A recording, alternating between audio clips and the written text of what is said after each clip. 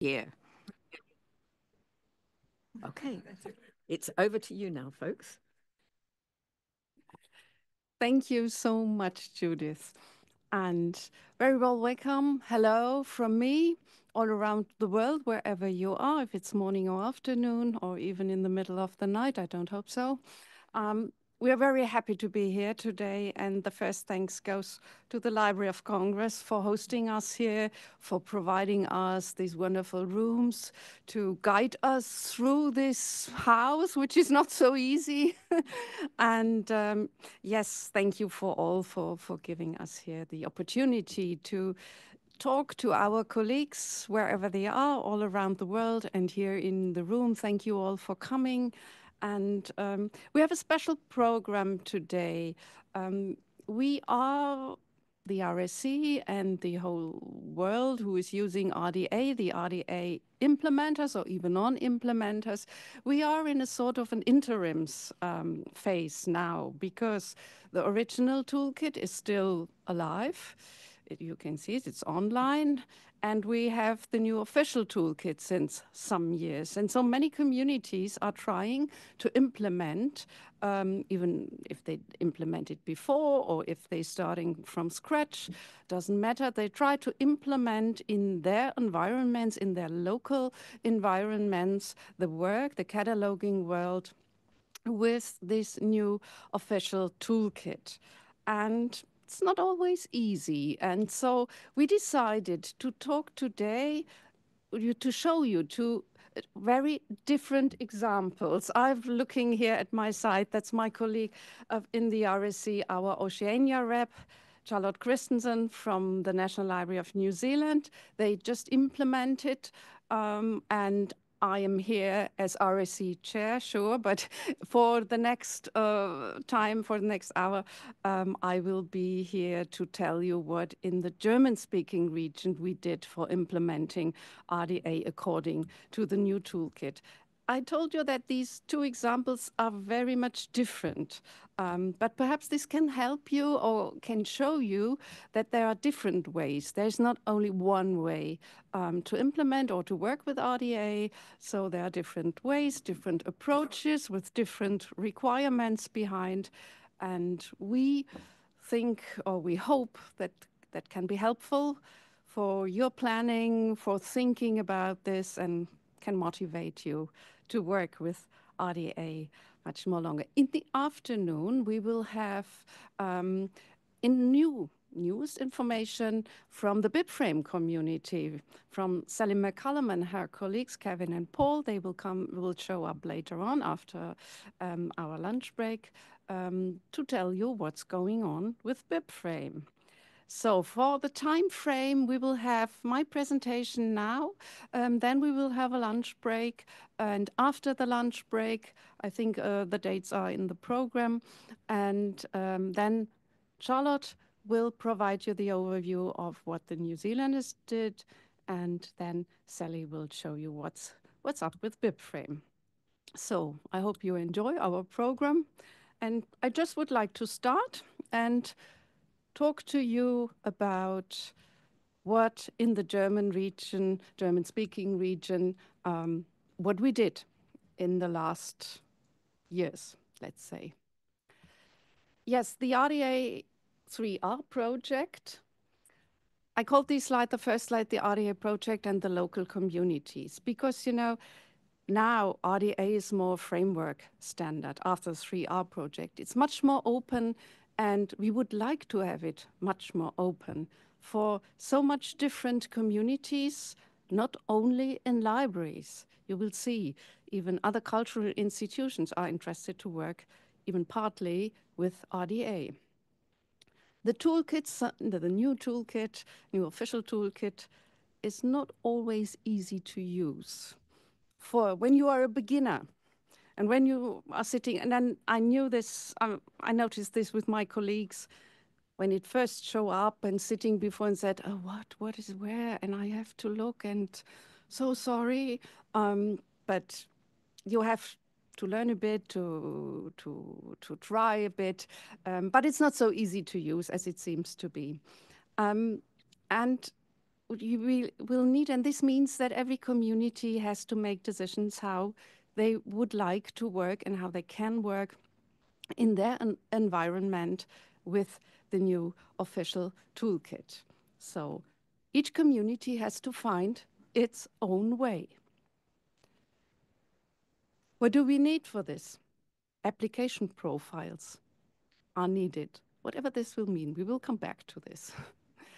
And these application profiles, whatever they will be, they have to fulfill the local requirements. As I said, they have to take into account what's needed there for really for daily work, for cataloging work. And that's very much important. Whatever the community decides to do, however flexible they would like to be, but there should not be any contradiction to our models, like the IFLA LRM, which is the basis for RDA, completely. So there cannot be and should not be any contradiction to the basic model. Where this is not possible, maybe somewhere, you have to label this clearly, and you have to think about and rethink about what you can do to make it compatible. The new concepts in the LRM, they are in RDA as well, in the new official toolkit. They are not so easy. Yesterday we talked about aggregates, diachronic works. So you see everybody in cataloging world would say, oh my God, oh, I'm so scared about this. And we will talk about this. And it's good to have them in RDA. For your local requirements, you have to prove what you would like to do, what you must do with this new concepts coming from the model from the LRM. We will see what happens in German-speaking community. We often are talking about application profiles, and even we in the RSC, at first we thought, oh, these must be a single sheet with some really technical. But we learned over the years an application profile, there are different ways to work out an application profile. Policy statements, you all are familiar with policy statements in the toolkit. These are application profiles, nothing else. Manuals may be an application profile. Adaptation of existing standards to RDA. We have an example in the German-speaking community coming from literary archives. They had a standard, a traditional standard for literary archives, and they adapted it to RDA some years ago. This is an application profile of RDA for literary archives. Maybe a way. And it's very successful, I have to admit. It's a small thing, about 35 pages. It's very useful for them in their environment. But it may as well be simply templates or lists or whatever you think. We have to think about what you will need, or it may be a mixed of. What does these application profiles cover? That's up to your decision. Maybe different. Maybe a certain language area, territory.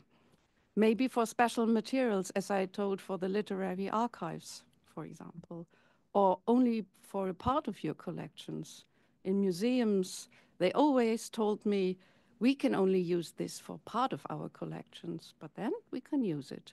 Or perhaps in a library, you can decide, we can use this application profile for this part of the collection, and another one for another part of the collection. You all know that libraries worldwide, not only here or in Europe, worldwide, are suffering from economic pressure, I have to say. So we have to redecide what we can do in cataloging section, for what parts of the collection we perhaps would like to have a full application or a broad application profile. For others, perhaps it will be just a small set of elements. It will be fine. We will see. So coming now to the German-speaking region. What is the German-speaking region? We often call it DACH. DACH is an official abbreviation. I didn't know it before when I never heard it, but I heard it first from US American colleagues, so I learned it. And this means, for the time being, for the what we are talking about, for the time being, this is Austria, the German-speaking part of Switzerland, and Germany. We have other parts around in the north of Italy. There is a small German-speaking community. They are looking at this, but not officially working in this context. And this region is strongly characterized by cooperative collaboration since many, many years. We have a real good basis. We had a real good basis for set this work up in this project. So we are having an official committee on standards. I listed you up here the members, national libraries. We have 2 national libraries. There's a German National Library and Swiss National Library. We have these big state libraries in Munich and in Berlin. They are with us. We have all the library associations of the 3 countries. These are 6 in Germany and 1 each in Switzerland and in Austria. We have public libraries are members here of the Committee of Library Standards, and we have now, since let's say 5 years, about 5 years, representatives from other cultural institutions, from archives, and the next will be from museums. They are interested to work and to sit on the table at this level. Then I listed it up here. We have representative from governments because everything costs.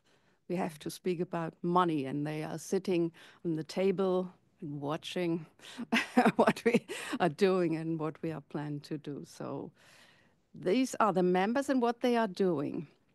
They have topics in this Committee on Library Standards, and who is sitting in the Library of Standards for these institutions that I listed up. These are decision-making people, directors, high-position library managers, something like this, because yes, they have to decide about the work in their library, about the money, the costs and everything else.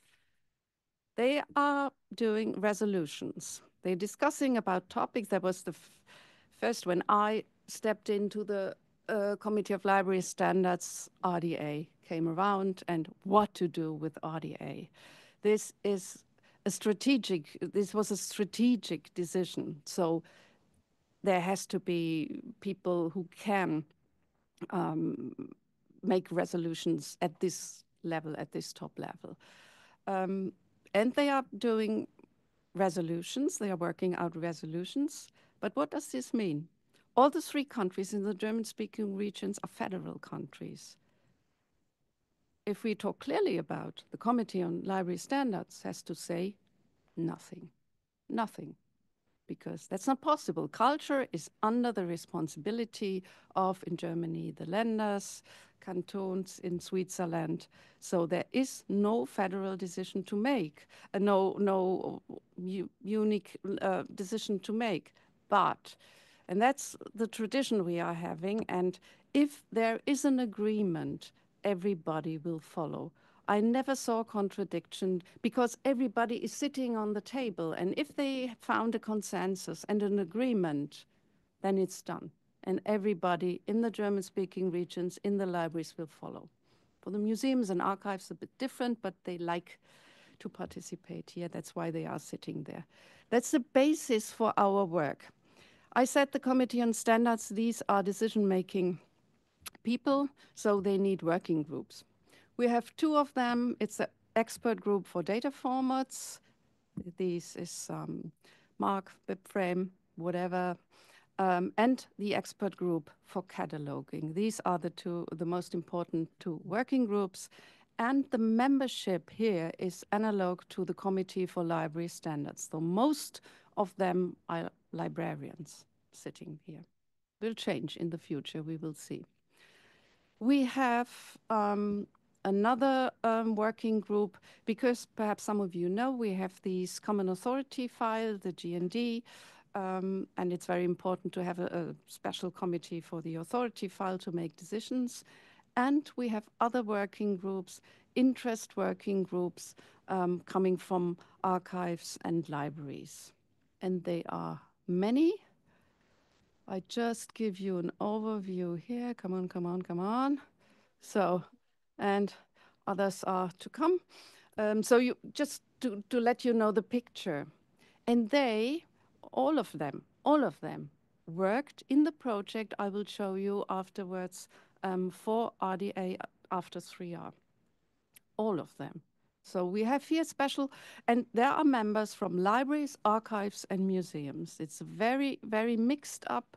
It was since, well, not 10 years, 5 years, 8 years, perhaps. We started this approach, and it was a big success, I have to say. And we can learn a lot from the other cultural institutions. They cannot. It was always clear, and we learned that it will be in this way, that they will the archives and museums, especially the museums, will never use RDA as we as libraries will use them.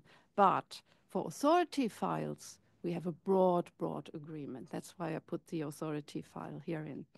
We have a broad agreement, and they are working with us. So here we are. You know perhaps that the German-speaking community was involved at an early stage with RDA. We implemented for RDA the original toolkit in 2014 for the authority file, and over the year 2016 for the rest, for the bibliographic data. So we had the decision, like British Library, like Library of Congress and others, to put our local requirements via policy statements into the toolkit. So this changed a lot because we were very much amused that just after our implementation, the 3R project came and we had to do it. Yeah, now what to do? What to do? Once again, from scratch? No, but what can we do? So there was a lengthy discussion in the Committee on Standards, how we would and how we could adapt what we did before our first implementation. How can we bring this into RDA after 3R? And the Library of Standards decided a different approach. The first sign of this different approach was the translation. When we first started with RDA, it was not only an agreement, it was really a demand and a very heavy requirement to have a full German translation of the text of the toolkit and the whole environment and the toolkit itself. Everything had to be in German. The experts in the experts group said nobody will work when it will not be in German. Then, when we talked about what to do after 3R, we got the picture that we would like to have, or we must have a local way to work further on with RDA, and that must be in German. And so we will not need a full translation of the RDA toolkit, of the new official RDA toolkit, which is very costly. A full translation is a big thing to do. You need stuff and everything. And so we decided the experts working on this basis, they are good enough in English in the German-speaking countries. So they have a full understanding. They can work with the English language in the official toolkit now, and the rest. And so we we translated the registry, which is a very good thing. And I always recommend to other communities, please start with the translation of the registry, and then you can see what else you will need. So we took this decision, and the decision was made under an economic pressure as well, sure, as everywhere, that the work, the cataloging daily work has to go on. We could not have an interruption and start it once again as we did it for our first implementation. This was not possible. So the work has to go on, and we have to do it, yes, in a step by step, in an ongoing way. So the decision was made to to work out a sort of a manual for the German-speaking community, and at the same time, at our first implementation, our documentation was spread all over in the World Wide Web. A document here, a document there, and whatever policy statements and toolkit. And we decided to have everything in one online platform. And this was a parallel development in the project. So it was made. How was this made, this project? I told you that all the members in the Committee on Standards are working together with all these things. And the expert group for cataloging was decided to work out this manual. And fortunately, this was a big thing. We were so thankful that further colleagues from other libraries would help us. And I just would like to give you, as far as they can, there were small library networks who said to us, cannot give you somebody from my network. We are at our minimum. So, and others, the Austrian network sent 30 people to work. And we all were used to work virtually, so it was not a problem to work together over these years. We set up the project for from March 2019 to December 2022. And it was the goal of the project to have the manual set up there and to have a continuation in what we are doing and what we started in 2015. How we did this. These are the work packages we decided to have. Nothing special, project management. The second thing, the yellow one, I would like to highlight. We took enough time, we took a lot time at the first stage to decide about the concept of this manual, because this was new for us. And we took a lot of time and energy and effort in to work out this concept before starting with the green one, with the elaboration of the manual itself. We, at the time when we set up these work packages, we decided to have application profiles, whatever that we mean. And sure, training, this is clear that we would have trainings afterwards. I will come back to this, but not the same as we had before. Where can you find this RDA DACH? It's freely accessible. It's published first in the last year in August. And we have an agreement with ALA Publishing because there are a lot of citations from the original toolkit text in our manual. So we have to have an agreement from ALA Publishing. That's important, that's necessary. And it was a sort of a first step covering the most work done in the libraries. But as you may remember, perhaps all these special working groups, they weren't ready at the end of the project in last year. But they will work continuously and add their, for example, the AV, medias, or all the others as well. So everything, the manual itself, the RDA DACH manual, all the regulations for the authority file and the coming or existing regulations for special materials and subject heading, for example, training material, and everything is in this online platform now accessible in one place. How does it look like? Sorry, it's in German. It's only in German. It's under this web address. You can access it. That's the first page, and just gives you some advice, what you can expect from this. What is the structure of the manual itself? It has a 3-pass structure. First guidelines, then element descriptions and resource descriptions. Nothing special. So, but this means that you have the possibility to, yes, guidelines, this is, you will read it once or never or whatever. But you have the choice. If you will start with a certain element, you can enter with the element descriptions. If you have, for example, you have a manuscript, and you will start with a resource type, which shows you what is necessary when I would like to describe whatever. And everything is linked, so you can skip when you start. I think most of our colleagues now will start with a resource type, thesis or something like this. And then they see, oh, what element is this? And what does this mean? And do I need? Then you can skip to the element description, and there's a broad description, what this is, what it means, how it is to use. It looks like this, the guidelines here. You see the menu here. This is a screenshot from the element description. It's a monography as a single unit. And this is, you see the resource types, and you see here the blue ones. These are linkable. When we just started, it's an older screenshot. There are more now, and everything will follow. This is from our authorities file. Nothing is stable so far. Everything has to be updated. And in a regular term, we knew this from the toolkit, we have to have releases. And such a manual has to have releases as well.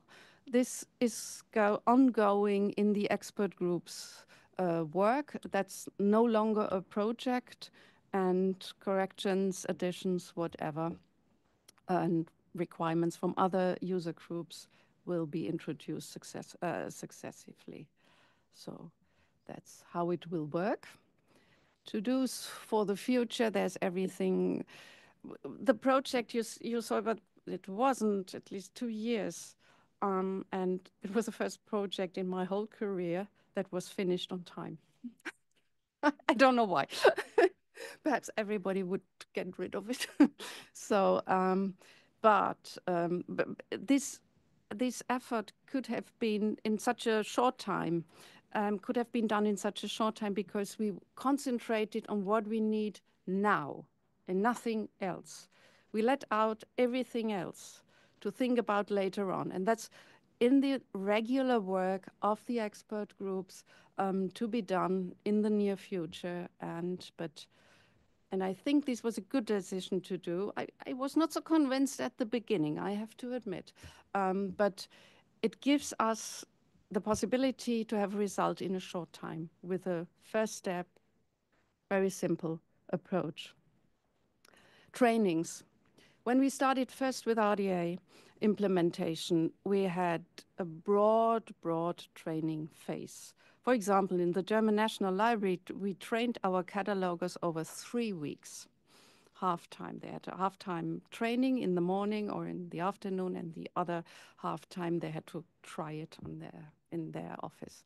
And we trained nearly everybody, even the IT staff, everybody. We trained for the public libraries, for the governmental libraries, everybody, everything in EU, because it was because we're not coming from the AACR tradition, you know. Everything was so new. The LRM was new. We had to train these concepts at first for that people can understand what is an entity, what is this, and so we had a broad training phase. For the adaptation and implementation of RDA after 3R, we couldn't do this, we couldn't afford this anymore, and it was not needed. We had very short, we called them RDA update, just like a refreshment. And it was successful. They did, the colleagues did it, the library networks did it, every partner in the Committee of Library Standard did it in their own institutions or network, and it worked very well because now our colleagues were familiar with all these. They knew what is an element and a resource type and all these things, and they could start immediately just to show now it's no longer a policy statement. The document is now in the manual, and many things were more or less the same. There weren't so big changes as we expected before because we left the big and difficult things out perhaps, but it was enough for let the daily work going on. So we are hoping and thinking positive. We are hoping the countdown clock will come and the German-speaking community hopes to be checked. So, so thank you all for listening to me, and perhaps you have some questions. I don't know, I think we have a bit of time. So here in the room, outside, I don't know, somebody manages perhaps the chat, or The person is here. It's our famous RSC secretary, Anne Welch, who will manage this. And are there any questions or comments about what we did here?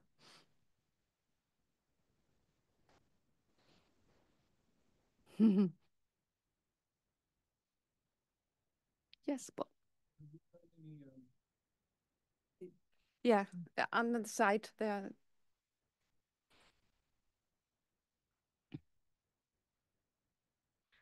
Have you done any kind of quality checking of people's cataloging to all over the region to see if they're actually doing what you told them to do? Yeah. Yeah. Just a very, very simple German, jawohl.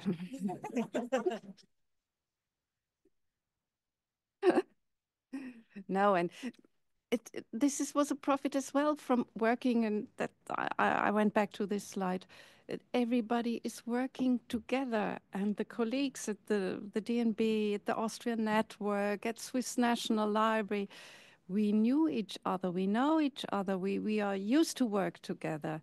And so, and when I first I was chairing the first project for the RDA implementation when we started with RDA, and I can say to you, I can tell you, wherever I went, I was. What are you doing? I will never follow this. I will retire. What nonsense is this? You can do what you want. I will never do it. Sometimes I had to remember some colleagues that they are governmental employees. So. So, you know, I worked with everything. No, but, and then I was so scared when I said, oh, once again, a new, whatever, what we can call it, a new project, the DACH 3R project. And I had a session, I think it wasn't the German National Library, and I gave an overview of the project and what we will do, and nobody said nothing. And I said, oh, you have no questions, no fears, you're not scary this time. You did it once, you will tell us what to do. So that was the good thing, the positive thing, that they all had experience and they knew they survived the first implementation. So it would have been easy to do it once again, and that all the colleagues from the expert groups are behind of them.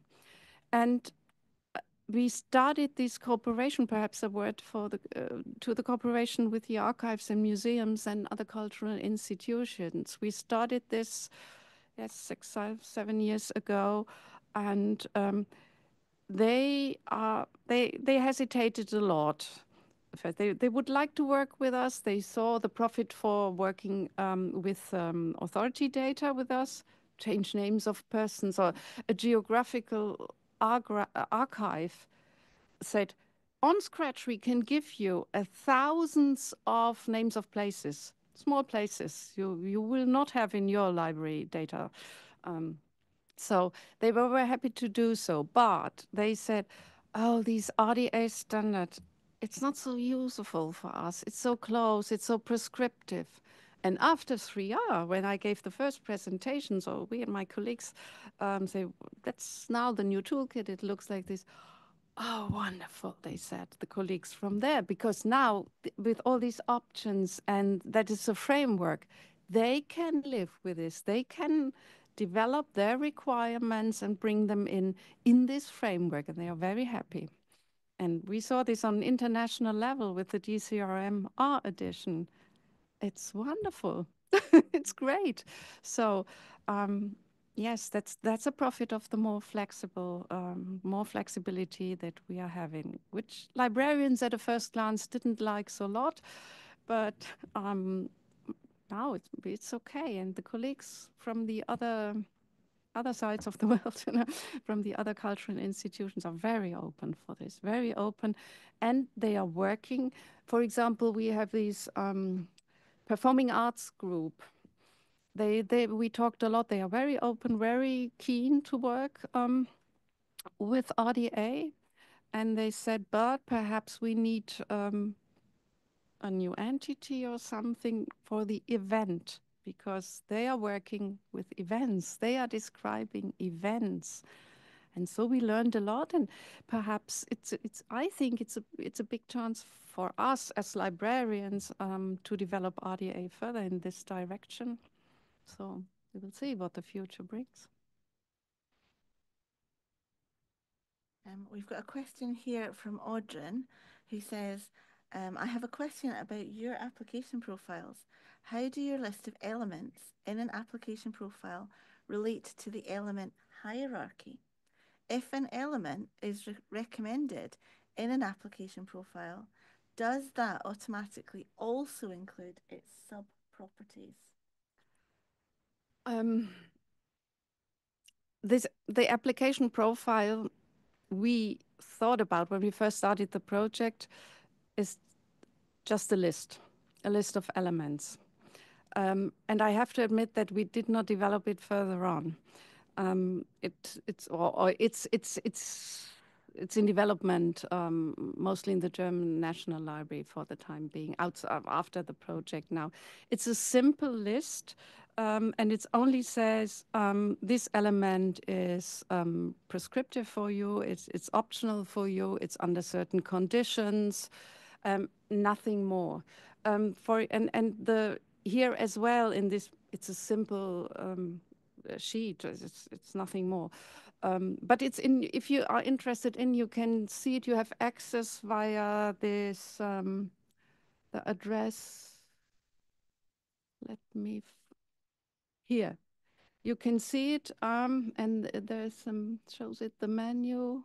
Yeah, I dropped the address into the chat. Yes, you can. That will be helpful, and that it's open and you can see the ongoing development. And for example, here as well, the special the working groups for special resources, they are working a lot on this list. This helps them to bring in their requirements at first. For example, if you are describing pictures, and before we have a special working group for images, and they said very often we do not have a title, but there is prescriptive that you must have a title. The title is perhaps no title, but we don't have a title. And the artist is saying, for example, no title, and even not no title is not the title. So difficult. And so in this sheet, in this overview, they now have the possibility to say that the title may not be prescriptive for them, for their community, and so on and so on, and others. But I'm sorry, I have no screenshot from the DACH documentation platform, but you can find it. The menu is not, it's under Anwendungsprofile. Remember, keep in mind the A, application profile, Anwendungsprofil. Sally. Adoption or use of RDA original when you started the process. Oh, thank you. For our colleagues outside, please. Just how universal was it in the DACH area? Yeah. The use of RDA original when you started the third one, the three. Yeah, whatever it's called, 3R. Yeah. But I just wondered, were they all sort of ready already? Did they have that kind of background, or were there some still over in ACR, or where were they? No.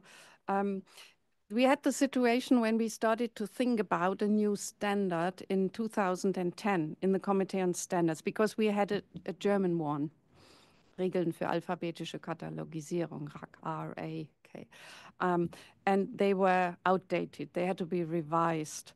And there was a big discussion in the Committee on Standards if we would follow, like the Italians did at that time, to keep the German or German-speaking standard, or to switch over to an international standard as RDA. And the decision was made to use RDA. That was why the German National Library was so happy that they can we work in the JSC as well. And as I said, the Committee on Standard clearly has nothing to say, but if a decision is made, everybody is following in these 3 countries, more or less. But you can see we covered all academic libraries, the national libraries, even public libraries, because data exchange is very successful in this region, and we all need this. Everybody's waiting first for what the DNB is providing in what's up to our legal deposit. And then they add only what and additional things. So there was a broad use of the original toolkit at that time, and everybody there was a consensus, if it will be changed, everybody has to follow.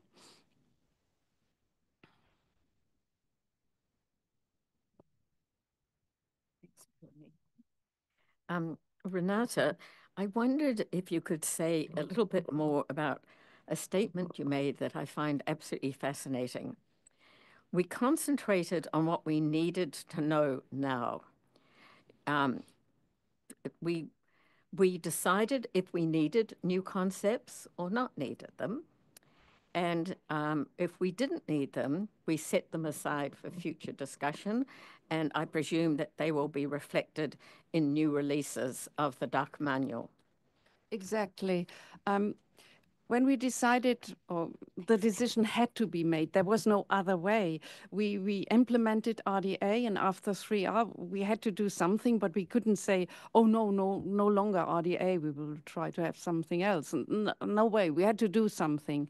And the problem was, we were very fond about this new, very happy with the new LLM describing all these things, and this on a model on a very high theoretical level. But it becomes clear immediately when we started the discussion in the Committee on Standards, and mostly in the expert groups. The experts, they know what is needed, not the members in the Committee on Standard, because that's a different level.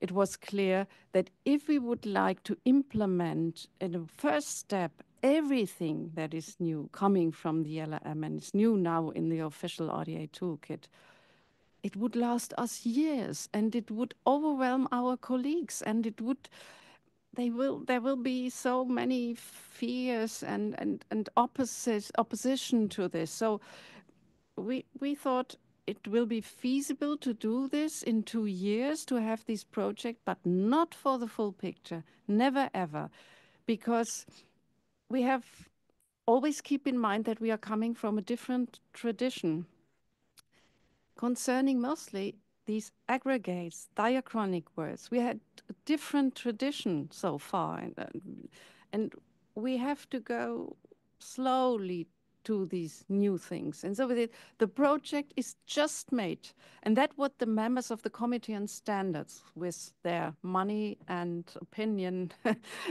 yes, that's what is their role. They said we cannot afford something that is so it's going over years, and all our experts and many people in our staff will only work for this. That's not possible. We have to do our daily work, and we have laws behind this. The national libraries have, the German and Austrian national library have legal deposit. We have to do something, and we have an input about thousands of digital resources every night. We have to do something with it. So just do what is needed to have the work going on. And so we concentrate. And when you cannot, most of us perhaps are not able to understand the German language, but many things that are in the element description or resource descriptions, these are mostly the text from our former policy statements. We worked it up. We actualized it, we revised the language, which we noticed was too complicated. So we made it more elegant, more understandable. And that's it, in many places, that's it. But now we are having a basis for the further work, and we can, it's a stable basis, and it was really, I was suspicious at the beginning. I admit this, if this will work, but it was a big success. And even for people, for our colleagues, they knew, always you have in mind, there will come something new, something different. That is frightening. And so we informed them we will work in the experts group for about 2 years. Then you will have adaptation training, and that's it. It will not affect you a lot. So it was fine. It was fine, I have to say. And I have to say the success was only to have because we have excellent colleagues in these expert groups, excellent colleagues all around the German-speaking region.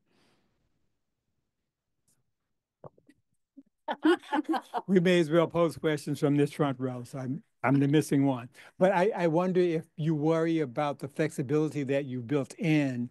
It sort of builds on Bob Maxwell's question of the German colleagues doing what you told them to do. So how much flexibility allows us to feel comfortable that the data will be interoperable, which is basically why we want to collaborate. I told you that data exchange is very much important in this region, in German-speaking region, and it's a big success as well.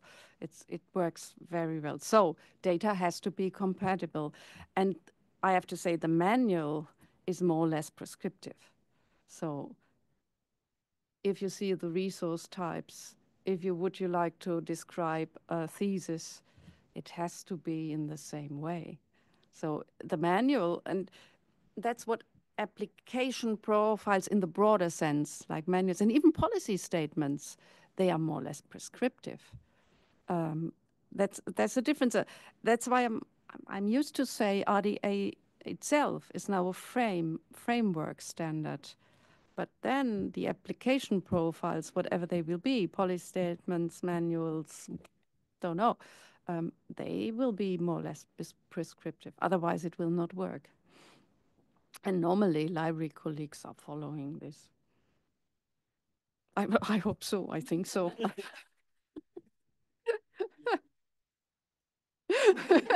Yes, but that's not new with RDA. That was no.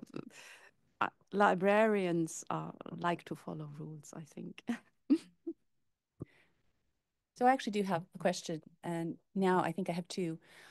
One is, what is the schedule? Because I'm assuming that all of these things here that have the something in parentheses are not actively linked are things that you're planning to work on and add in at different stages. And do you have a schedule for that? And then the other question that I had was, with the manual, could you speak about the technical aspects of how you created the manual and how it came to be as a easily updatable thing? Yeah. Sorry, and if my colleague Michaela from the DNB, sorry, this is an old screenshot. I just would like to show you here that there are resource types. There are many more now when you enter it. But as I said, we had the plan and we followed this plan to have not an endless project. So we couldn't do all these things. When at the end of last year, it was in August last year. And so they will follow according to the work of the expert group for cataloging, more or less soon, I think, because there were some, and even some of the special resources working groups, they weren't just not ready to go, but nearly ready to go. So it's not an endless thing, but thinking about very special new things like the performance art group, this is really new. They will have to have more time if they will have results, but for the normal resources, it's more or less done. But with every release, new things will come up. Yes. We have a wiki in the DNB, wiki space, and there we are working all together. That's for all the working groups, even the Committee on Standards working at this wiki. And we did, the expert group for cataloging did all their work in this wiki first. So the texts were in the wiki. And in parallel, we had the project to develop this platform because this was new. This was really a new thing. It was two parallel projects. And at the end of the 3R DACH manual project, to say, then we had to skip, and that's what the colleagues in the DNB did, because the DNB is responsible for this platform and is running the platform. They skipped the texts over to the platform. But the working out and the work in between the project was done in a wiki, in wiki spaces, because the platform was not ready at the beginning, and the other thing was that all our colleagues are used to work in wiki spaces, and so it was easy for them to do it, and we could change, and we were free and independent from the development of the platform itself, and so it was very easy to work together in this wiki.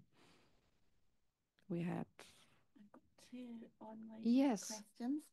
So the first, Regina, I saw your hand, but perhaps the online colleagues. they've been waiting quite a Yes, while. yes. The online Sorry, colleagues. sorry. So yeah, Anna Slavic has asked, was there one particular concept or part of RDA that was the most problematic or difficult for participants to grasp, and how did you work through this difficulty? As I said, we left them out. That sounds a bit silly, but we didn't. These concepts are new, and they weren't in what we needed in our daily work. And I learned. I have an education as a trainer in the sport context, and I learned go from the easiest to the most difficult in slow steps, in one step after another. Never start with the most difficult thing. All your people will say, oh, no, I will go out. So that was the approach we followed. And the expert group need time to discuss. And it's not only to discuss. We had, when we started with the project, or when the new toolkit, even the first issue, we could see, we had discussion rounds. We tried together to find our way to the toolkit, to think about these new concepts like aggregates and everything. That was and was and is the experts. They have an understanding of this, but we wouldn't like to overwhelm our colleagues that everything will be new, and so it will be done in further steps, and we will see what we will need, or they will see in the expert group what they will need for their work. If they came to the decision or to the result one day, that's just an example for me. That's not done. Yes, the concept of diachronic works is wonderful, but we are doing in our tradition, and we have for serials and all these things, we have a very well established cooperation with a union catalog for serials in German-speaking countries. Then it's done. Then we will use this what we did all the time before. But we will see. We will see. When you see these broad picture of working groups, they influences each other, and others perhaps will say, oh, we will need this, and there's a good concept, good ideas, and can we... This is a process that's just started. The project for the DACH manual and the DACH platform for the manual was just a start, and was just to fulfill and to create or to have stability in our work. This was urgently needed. It was no question. And so new concepts will follow. And I'm sure in the working groups, they are thinking about this, they are working on this. And the manual is not a stable thing, as I said. With every release, you can add whatever you want. And so it will be fluent anyway. So in every release, there will come from typos to new approaches. But they need time. And with this decision to make a first step and not the whole picture at once, we give the experts time to think about it. And I think that's important because it's not easy to decide and they need time. And yes, and I don't know how it is in your institutions, but what I see is there are not so many stuff available to work on these things and to work on this level. So you have to do what you can and not to overwhelm even our experts. And it's a different language for us, I always have to say. So the start is slowlier than perhaps in an Anglophone. Another question. Yeah, this is quite a quick one, I think. Oh. So Danielle Paradis has asked about the French part of Switzerland. Bonjour, Danielle.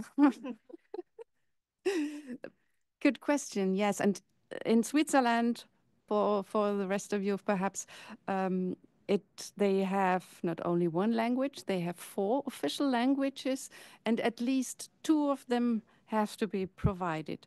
So the whole manual, the whole thing, will be translated into French from the Swiss Library Network. A colleague there is going ahead, because they have to do it. They have to do it in even 2 official languages, so it's available in German and it will be available in French. Yes. I think this will be quick.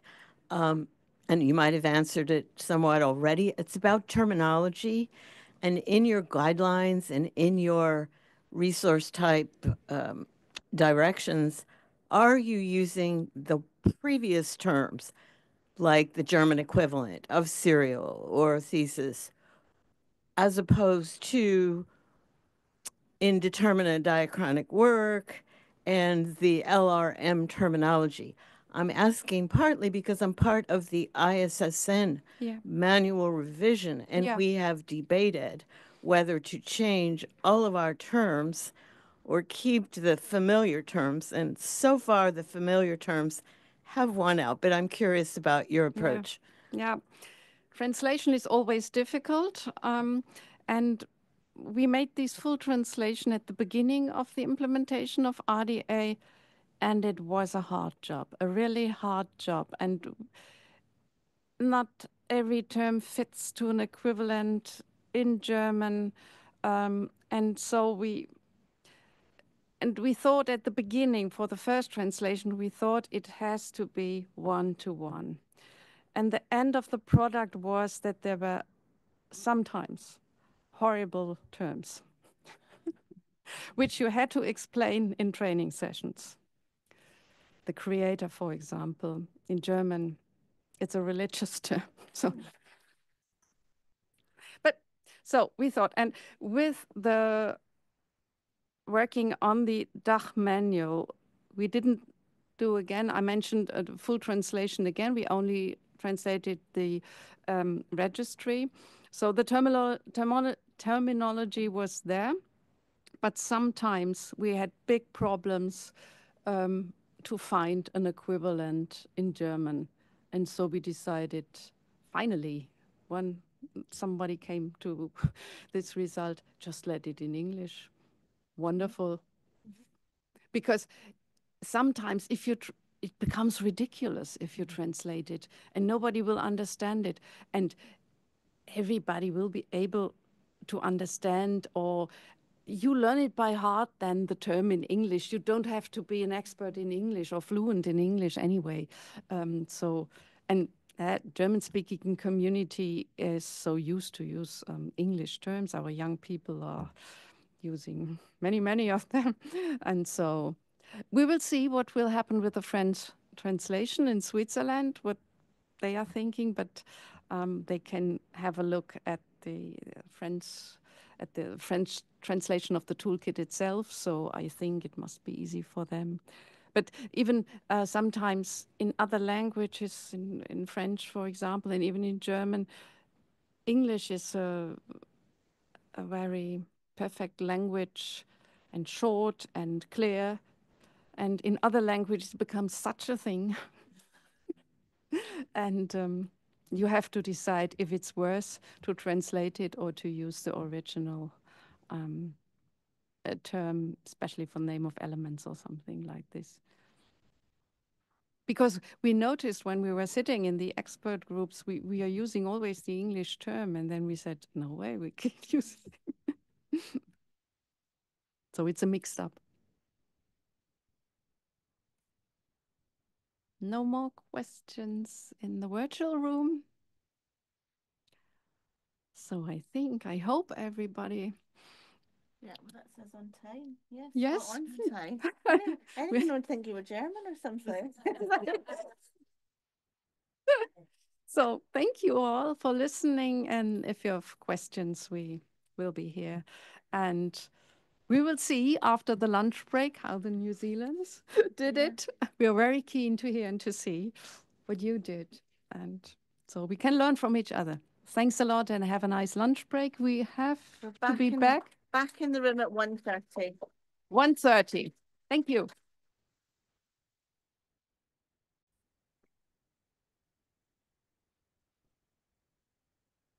So hello to everybody. We enjoy very much that you all are back. Hello to our virtual audience.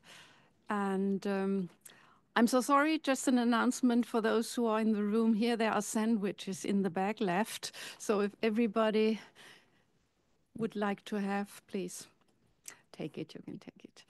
So we are now very keen. I promised you this morning, for us morning, that we are able to show you, and happy that we can show you 2 implementation scenarios, 2 very different implementation scenarios of 3R after for the new official toolkit. And the next one is coming from far away, from New Zealand, Charlotte Christensen from the National Library of New Zealand, and the Oceania representative in the RSC, in the RDA Steering Committee, will show us what they did. And we are very happy to have you here, Charlotte. Thank you, Renate. Tēnā koutou katoa. I would like to begin with a very short mihi, or greeting, in the Maori language, as a reflection of how we would usually open a meeting or presentation where I'm from. Aha koe iti no te āwhina mā te aroha, e whakanui, no reira e hoa mā kia ora rā. I'd like to thank DACH through their chair, Clara Leo, for inviting me to speak today, and to our hosts for this lovely venue. I bring you greetings from the bottom of the Pacific. My name is Charlotte Christensen, and I am a Senior Collection Description Specialist at Te Puna Mātauranga o Aotearoa National Library of New Zealand. I am also the National Library's representative on RDAC, the Oceania Region's RDA Committee, and in turn, the current representative for RDAC on the RDA Steering Committee. It's a great privilege to be able to be here to speak to you all about the work we've been doing in New Zealand to transition to official RDA. Before I begin, please be aware that the content of some slides may be difficult to read comfortably on the screen, but the slides will be made available after the session, so you will get a chance to get a closer look. So, talking about implementation. As a topic, this is slightly tricky because, in fact, there is not that much to say about the experience of implementation itself. From the 1st of August 2024, National Library cataloguers have been creating descriptions by directly engaging with the official toolkit, much as they did with previous standards. We're still in a very heavy review stage, so we're including considerably more peer checking than most of our staff have experienced in rather a long time. And we're working on a limited range of material at this point to ensure that we're properly testing instructions and guidance before expanding to other materials. But on the whole, it could be said that day 1, week 1, month 1 have all passed in a remarkably unremarkable way. Cataloguers are cataloguing, resources are being described. Which is not at all to say there have not been challenges to get to this point, nor that we have everything done and dusted. So instead of focusing on implementation, I'll reflect on the training that led us here and what we've learned through the process of training staff who range from cataloguers with decades worth of experience to those who are entirely new to resource description. I'd like to begin by talking about the early choices we made, which had flow-on impacts for the way in which we've approached implementation. We were never a policy writing institution in the original toolkit, though we did have extensive documentation about our policies, so we felt we were in a good place from which to make the transition. That journey turned out longer and more complicated than we anticipated, but my colleague Anushka Maguire has covered that overview beautifully in a separate presentation, so today I'll dig a little deeper into some of the practical details. From the beginning, we had the intention to use the narrowest available element for the value we want to record, and this was amended really only to exclude the soft deprecated elements. Familiarising our staff with those elements would mean further training when they are removed from the toolkit, so we chose to make the change now.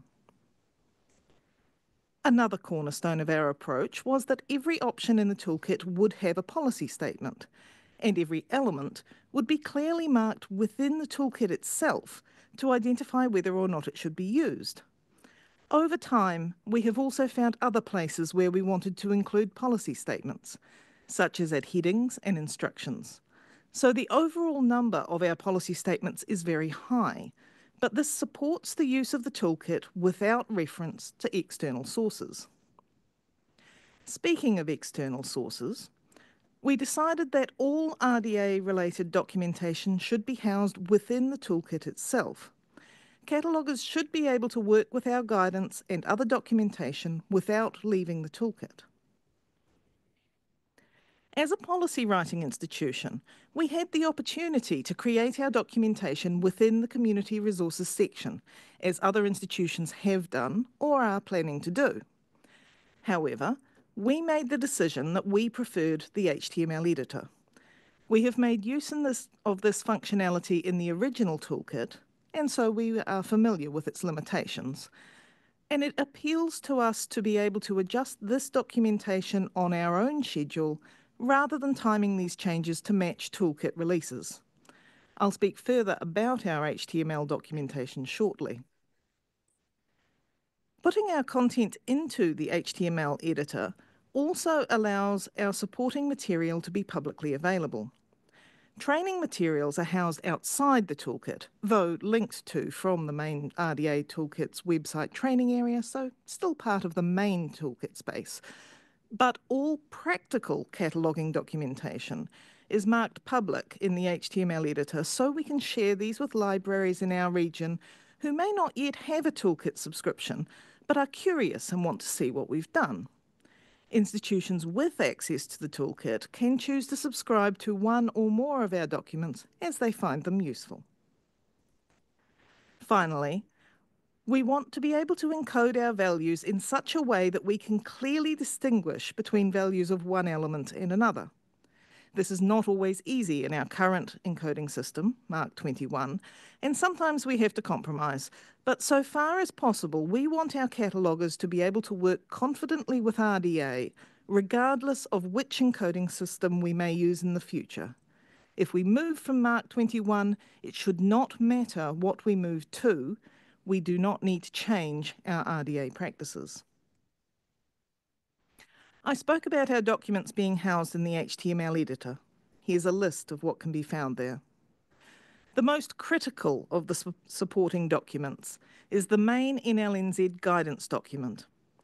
At this time, while we are still fine-tuning the wording, we produce a new Word document version of this with each toolkit release. This version can be downloaded by external users, while internal staff make use of a different version that includes changes we are still trialling. The document as a whole will be converted to HTML during 2025 after the main text is fully stabilised, at which point all policy statement references to this document will point to the specific section of the HTML guidance rather than being links to the document as a whole as they are now. All other documents and document types listed here are already converted to HTML and maintained in that form, so everyone can see all of the updates as they occur. Where these documents really come into their own is when we're actively cataloguing using the toolkit. Policy statements can and do link directly to sections of the relevant document, so that for the cataloguer, it's a seamless experience. To provide an example of the linking I'm talking about, we can consider the string encoding scheme document. At the third option under Recording a Structured Description, on the page for the element Authorized Access Point for Person, we're told to construct an access point by applying a string encoding scheme to the values of one or more other elements. The NLNZ policy statement reinforces this by instructing cataloguers to use options on this element page to determine the appropriate values to include, and then to go to the string encoding scheme document to find out how to put those values together. It provides the name of the section we're going to and a link. Clicking on that link takes you directly to the appropriate section of the document. Since this is an access point element, we first have to deal with the base access point, and then, if we have any, with the additions. The documentation here takes us through this process, working out the order and punctuation relevant to the type of additions we want to make, and finishes with some worked examples. It's worth pointing out that the end result of using this particular string encoding scheme is exactly the same as what we would have constructed under previous standards.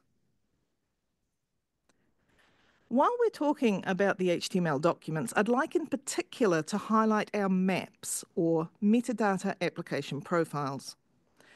The overarching application profile that covers every element is not yet publicly available, but in any case it is too large and comprehensive to be practical for daily use, so we have established smaller application profiles to help cataloguers in their daily work. We have determined a naming convention for the maps based on the type of material being described. And at this point in the implementation, we are making heavy use of form maps for static resources to complete our daily work. We are well on the way to having similar maps ready for non-musical sound recordings and notated music, as well as for some diachronic works. Each map follows the same basic layout, beginning with a required values table, then one or more other element tables as appropriate to what is being described. While cataloguers are expected to have considered their resource and selected the appropriate map to begin with, the required values table provides a second check that they are in fact using the right map for their description. If their values don't entirely match the required values table, they should go back to the list and select a different map until they find the one that does match. After dealing with the required values, elements are listed alphabetically within their entity, focusing first on manifestation elements, then going through the other resource entities in turn. Cataloguers are not required to work through the table of elements in this order. I very much doubt anyone does. But since there was a difference in preference of order for each cataloguer and for different resources covered by the same map, we chose to use a consistent alphabetic approach for the map and to encourage staff to work through elements in an order that suits them. As a final touch on our supporting material, I would like to just confirm we are using the aggregates model and related RDA elements in official RDA.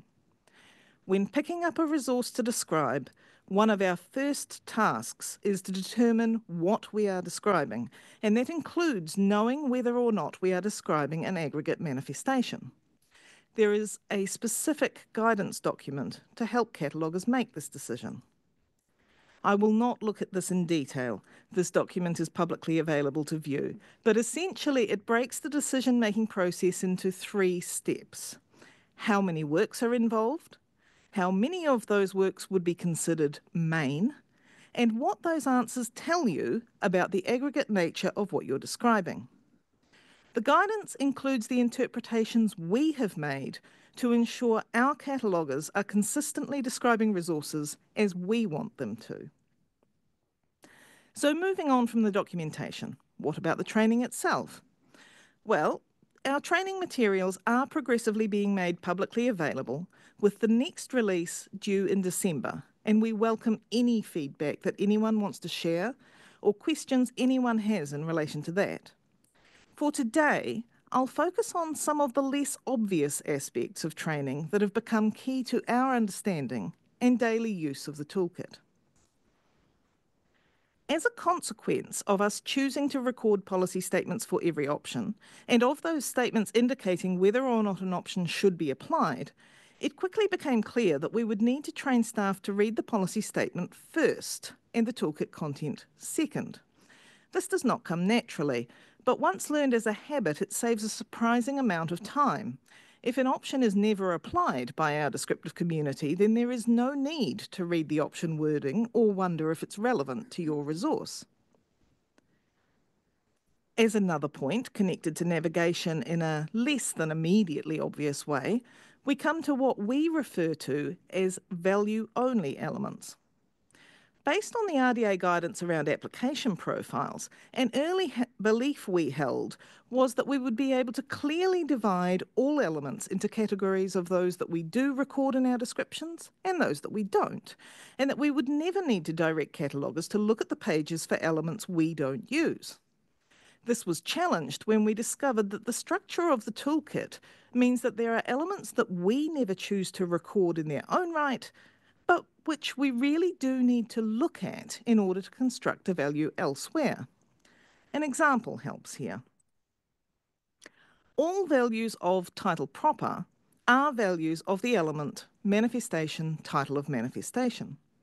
There are important options and instructions on that page, but we would never record a value of title of manifestation for itself, only of its subtypes, title proper, variant title of manifestation, or title of series.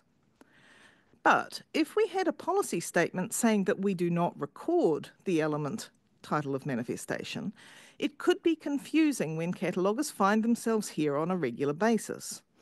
So we have to identify this subgroup of elements that we never record in their own right, but which are useful for determining values of other elements. You can recognise these by the standard wording of our policy statement at the pre-recording heading, which explains this situation. We don't record the element for itself, but you might find yourself on this page and it is still valid to make use of the options here. This situation does not affect a huge number of elements, but the elements affected are often ones we need to use with high frequency, just like title of manifestation. Next, I want to talk about patterns. I cannot overstate how much learning patterns, rather than memorising how to get a particular value, make the difference as to how quickly trainees feel confident using official RDA. Some patterns are very small things, while others are significant and complex.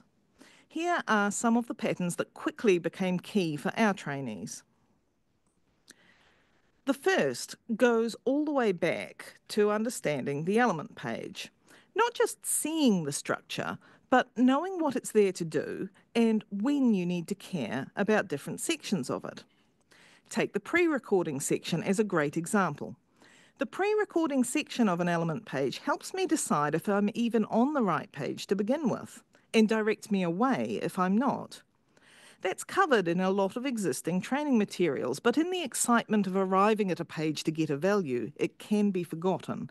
And trainees can spend time agonising over options and instructions in this section when they don't necessarily need to.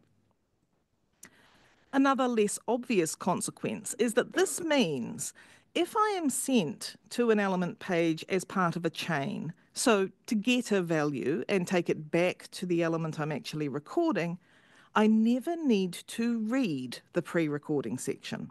It does not matter how long that section is, I can scroll straight past it to the recording heading because I was sent here, and so I know I'm on the right page for what I need to do. We spend a lot of time talking about why we're on a page. How did we get here? Did we come from the map? Then we start at the top and we read everything relevant. Did we get sent here for a value of this element to use elsewhere? Then we go straight to recording. This seems like a small thing, but in practice it saves a lot of time and avoids confusion when you understand the pattern. Another time saver. Every element page includes links to general guidance for the recording methods applicable to that element. These are not instructions. They don't tell me to do anything active. They're there to help me with the recording method in a general sense. While those pages are very important for early learning, they quickly become irrelevant to the task at hand, such as how to find the value of title proper, because they are general. So cataloguers can be trained to save time by learning to distinguish an instruction that they have to follow from a helpful pointer they can safely ignore unless they want that general guidance. And finally, the most valuable of all, the patterns for access points. Look, it's true. The chains involved in determining a value for an access point are complicated, so much so that the first time we encountered constructing a value for an authorized access point in our training, we broke this into 3 separate tutorials. However, the time lost here in training was gained later because once you can do this for one entity, you can do it for all of them because the pattern is the same. My colleague created this visualization of the basic pattern, which I've provided here to illustrate the process of constructing a value of authorized access point for an entity. It is very dense and probably too difficult to read on the slide, but it walks you through the whole pattern. In the middle, you can see a number of pink boxes working down and then back up, and this is the chain or loop at the heart of the process, going from the authorized access point page down through the preferred name of or preferred title of page to the basic name of or title of page and ending at the bottom with dealing with the transcription of your value. You then have to work backwards through each of these pages before you get to decide if you need to add if you need additions to differentiate your access point from another, and then finally you need to string it together.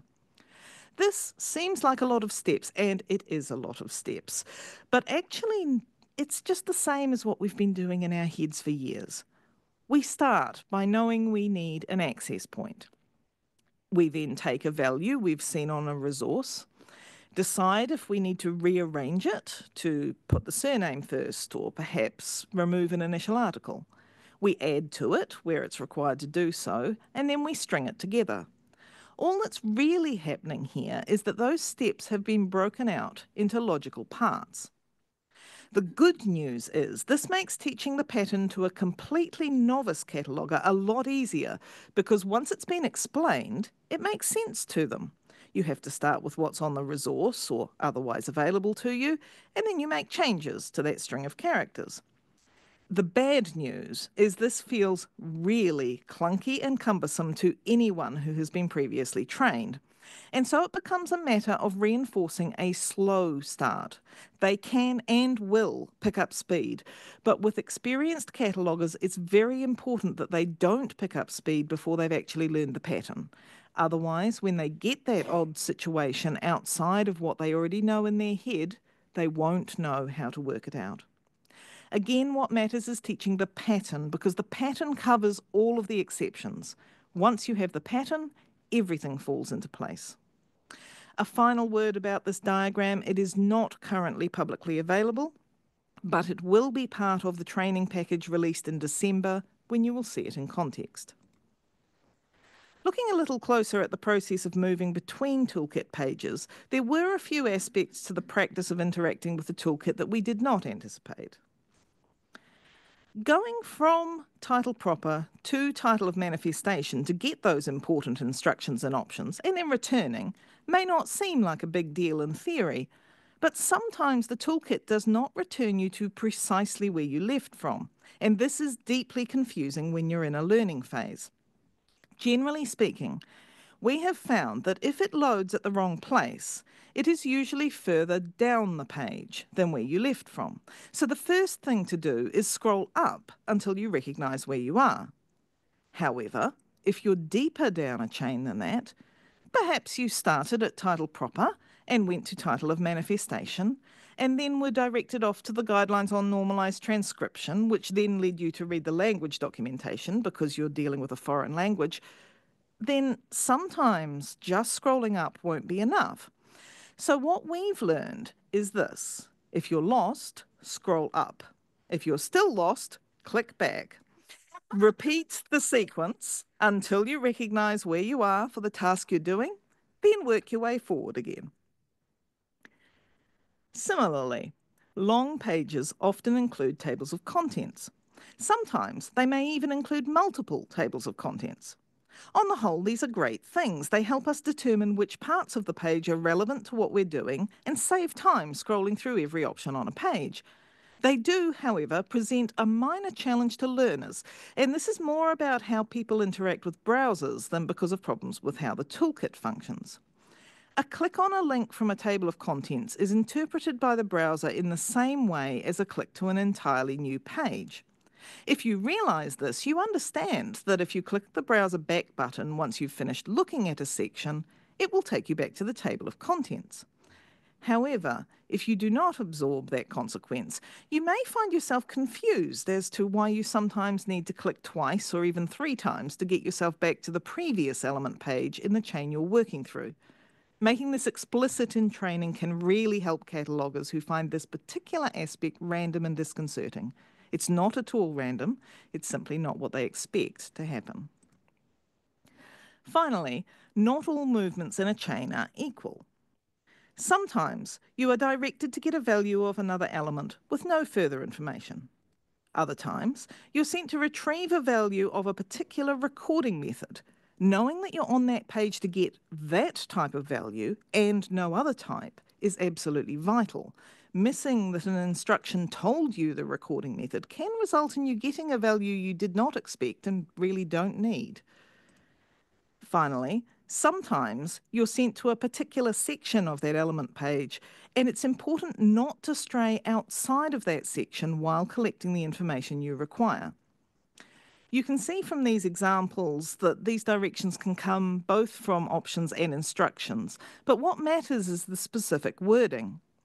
There have been times when trainees have gotten stuck in loops this way, getting values they know aren't right, but unable to see where they went wrong, and it usually comes back to having missed what they were told to do partway through a process. All of these aspects can really make the training harder unless you're aware and ready to help with a specific problem as it arises. A final lesson we learned along the way is that we need to be specific when we use the word note in relation to elements in the official RDA. Very often, what we previously thought of as just a note is now actually a valid value of a particular element just recorded using the unstructured description recording method. In terms of practical impact, this means there's no more deciding you'll just record a note in your description. You need to know why you're recording it and which RDA element it relates to, which may not be an element with the word note in its name. This is particularly challenging for those of us who were originally trained in older standards where we needed to justify the inclusion of an access point by giving a quotation. That's no longer true, at least it's no longer required. So it's a good chance to stop and think clearly about who is being helped by the addition of this extra piece of information in your description. To round this off, what would I say about our implementation journey so far?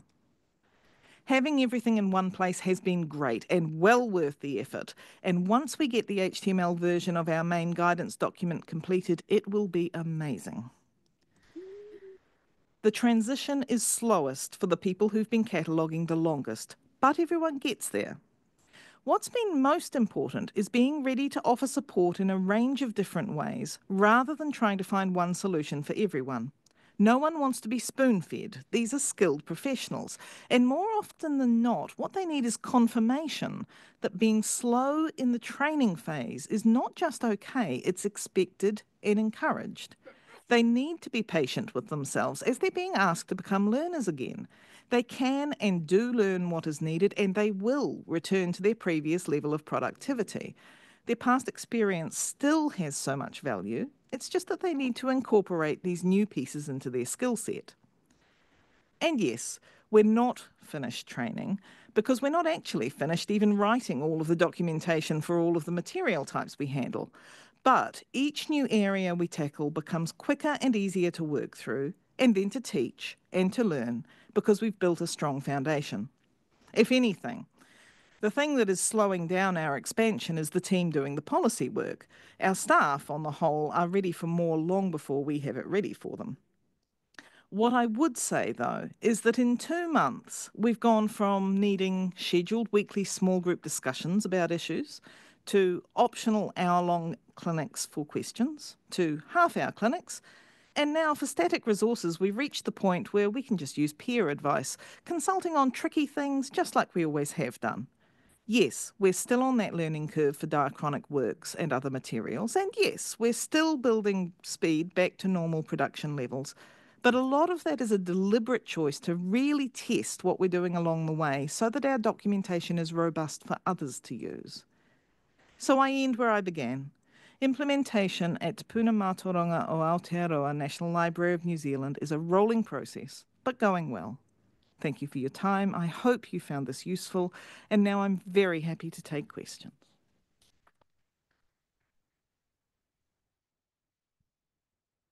Thank you so much, Charlotte, for giving us this insight of your excellent process, and congratulations for doing this. Are there any questions so far, comments here in the audience, here in the room, or Anne is coming to watch the chat and here they are. There is a first question in the chat. So, how does revising the LNC AAI, oh, that's difficult for me, fit into your workflow? There are times when the AAP no longer reflects the preferred name of an entity and the AAP should be changed. It's coming from Adam Schiff via chat. Okay, so it should be said that while implementation day for the National Library of New Zealand was the day that we stopped using the official toolkit, we are in fact NACO contributors, so we do not have the option to do what we like with authorised access points in certain cases. It has not been our experience so far in our NACO work that we've discovered significant issues with this. We are using NACO Participants Manual, we are using the original toolkit to create those headings, but we are also checking what we would have done under official RDA, and thus far as I know, no one in the team has discovered anything that is actually in conflict. It very much comes down to your policies and the decisions that you've made. Our policies have been written in the main to match what we have previously done, so that the outcome tends to be the same as what we had before. We're simply following different paths to get there. Yes, I think that's an interesting point to consider. It's valuable for both of our implementation types. Question for me, perhaps, Charlotte, how long does it take you to solve all these problems to be ready for this first step? Was it developed in a project, a national project, or in cooperation with others, or how long does it take you? Okay, so trying to keep this short. Oh, was it so long? So from the beginning, we made the decision that we would make this effort. It is a purely National Library of New Zealand effort. We have not had external contributors to this. We have a group that has ranged between about 8 and 10 people. It has taken, I would say, approximately 3 years in total. Mostly because we've done a lot of testing of our assumptions and revising of what we understood. So the note elements were a great example. Initially, we thought, right, there's your note elements. We know what notes are. That's fine. And then partway through, it was like, well, hang on, no, some of this content might be later encoded in a Mark 500 field, but it belongs to this element. And so we had to remind ourselves of these things. Things like working through the aggregates guidance was a very slow process. We did lots of testing in the small group of different aggregates to check, and we still have some further work to do in that space. And as I said, we have started on the diachronic works training. We have started on the notated music training. At this point, it appears we will not need to do separate training for non-musical sound recordings, but we will test once the map has been completed and check that. So it was a long lead-in. It could probably be done quicker, but we have to maintain our day-to-day work at the same time. And all of the training was provided while cataloguers were still training. So it was done in very small bites so that they could absorb a piece of information and continue with their daily work. So the training process has taken just under a year. We started in October 2023.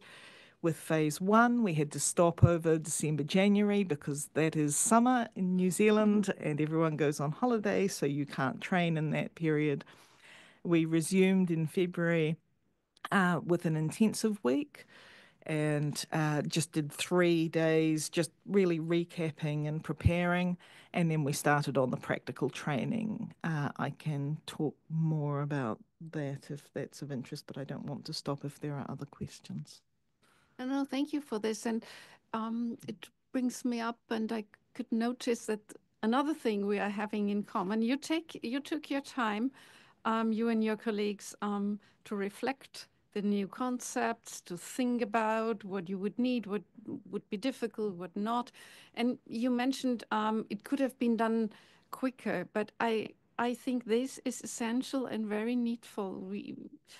And I can recommend to every community who likes to have an or is planning an implementation project in what way ever, to have these pre-phase, I just call it, to think about, to be familiar with the tool, especially those communities when the native, if they have to translate, if it's not the native language, and to become a clear picture what will be the goal of your implementation in what way ever you will do it, and to have a clear picture and a plan in mind before starting. I think this is the time, it's worth the time to have it, yes.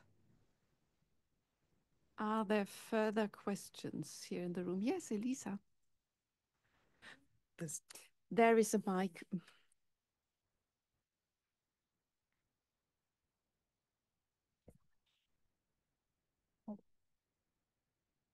Hello, thank you so much for this wonderful presentation, Charlotte.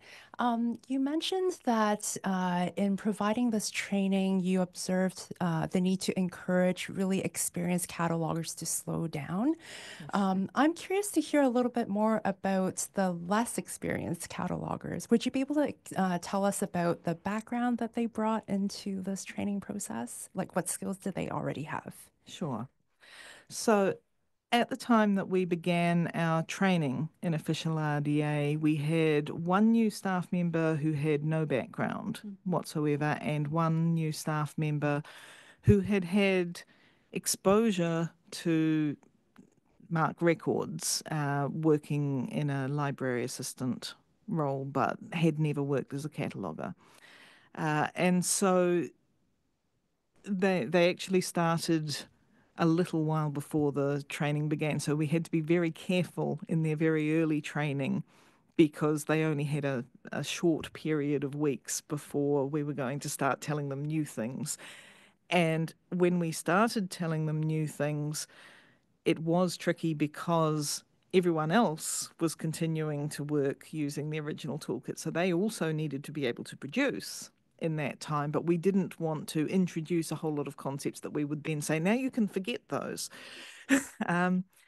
But on the whole, what has been fascinating to observe is how quickly and easily they pick up the official toolkit. They pick it up so much easier than people who have been trained before. And it is simply because they don't have to translate in their heads. This is the same as that. This is almost the same as that, but with this bit. They just follow what it says, and it works logically for them. So it's a delight, but it makes some of our senior staff feel a little inadequate at times because they know what they're doing. But yeah, so it's interesting though. I have a lot more to say about the experienced catalogers than those we were training from scratch, because the process has been really so simple. Even the more complex things like dealing with the aggregates or access points. Yes, this was challenging. This was an entirely new concept to them. But as we stepped through it, each piece made sense to them. So it's been great. And yes, they are still learning because they have no experience. So there's more. The really hard part with experienced cataloguers is they know the answer 99% of the time, because we've written our policies so that you get the same result. They know the answer and they can do the skip from I need a value of title proper to here's my value of title proper without ever going anywhere near the page on guidelines on normalized transcription. And that works until it doesn't, because then they strike something with some weird diacritic or symbol and then they can't find the instruction for what to do with that. And so it's been very much a matter of, right, can you show me how you got that? Let's just step it through. So thank you. Yes, more or less in the German-speaking area, we made the same experience, even if it's so different. The RDA newbies, mostly coming from special interest groups from archives and museums, and when they saw at the first glance, when they looked for the first time in the official toolkit, and they saw the word option, they were convinced. They say, "Oh, yeah, great! There are so many options. We will find some for us." And they are not translating always from the original to the official back, and thinking about what was better or not. And this hints a bit. Is sometimes difficult for the experienced colleagues, but when they are the colleagues in German-speaking libraries, library networks, many of them are in library networks, and the trainings were there. The adaptation trainings, these so-called RDA updates, they were so short, and so immediately they got it, because it's not so different. They are more scared for the changes, and so it helps a lot. And it helps a lot going the path that we did in the German-speaking community, if you have a familiar language for the explanations and the terminology. Most of the terminology that has to be taken into account for communities. We don't have another question there, if I can just tackle the terminology question. In our experience, while yes, the official toolkit requires us to learn new language, the language is very specific. And when it comes to using the instructions and using the toolkit, if you understand the terminology, if you recognize the new terminology, you know exactly what to do because you understand where you are and what you're doing. And while it is exhausting, I mean, this is my third content standard, learning new jargon, we can and we do, and we use jargon all the time, and it does become familiar and it does become just part of what you do. The hardest part is when you're just at the theory stage and you're being thrown these terms and you don't have anything concrete to put them to. Once you start on the practical, you suddenly start seeing people go, oh, appellation, I know what to do with that. Oh, that's about diachronic works. I'm not doing a diachronic work. I don't have to do that. And you see it start to progress. So yes, I agree, the language is awkward in places. It's not intended for public consumption. It's for us. We can learn, we can manage. And people get used to it. But I this morning I brought the example from the creator, which in German is geistiger Schöpfer, which is a more or less religious term. And when we started with this, my God, what is this? And then with the next project, we said, oh, should we change something here for geistiger Schöpfer? No, we're using it. Now we're familiar with it. Let it. So we are people, we are reacting the same after saying it 10 or 20 times, though it's familiar. It seems to have it all the time long. So it's fine, and people get used to many things. There is another question. Thank you for your presentation. So is RDA now used in all university libraries in New Zealand, or you are all still getting trained to it? Okay, so absolutely no. At the moment, National Library of New Zealand is the only New Zealand institution to have transferred to official RDA. The rest of the New Zealand community is watching our training releases very closely. There is no formal intention for the rest of the country to simply follow what we do. In fact, we don't even mind that much if they don't. But what we recommend is that they have a look at what we've done and simply identify the places where they have different opinions or different needs, and leverage off what we've done so that they don't have to start from scratch. It is similar in Australia. The Australians are working on an implementation plan. They are intending to do some national training. But again, we have offered, please have a look at what we've done, and instead of starting from the beginning, as we did, which was hard, just pick out the parts that you really don't like and feel free to change them, because that is the joy of official RDA set up with these options. You can look through, and most of the time for the institutions who have always been exchanging data, the choices you make will be very similar, but there have always been places where we have differed or where we wanted to differ, and now we have the opportunity to do so. So thank you a lot. Thank you, Charlotte, for providing us this insight and overview of you did in National Library of New Zealand. And I think it's time now for Sally McCallum and her colleagues, Paul and Kevin, to let us know the news about Bibframe from the Bibframe community.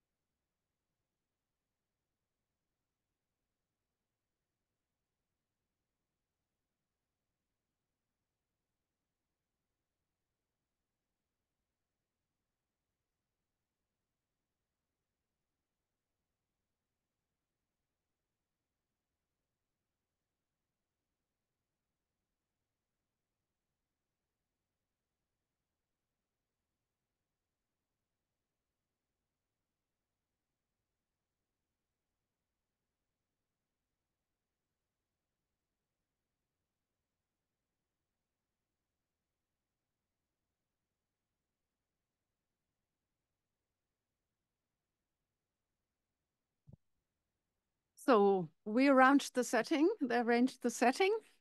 and Sally McCallum will start. And we are eager to hear about and from the Bibframe community.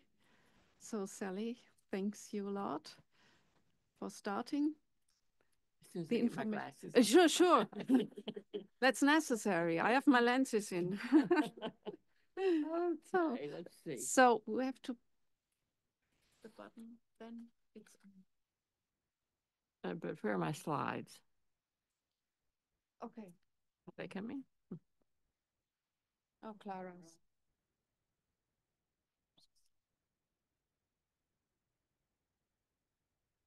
Ah.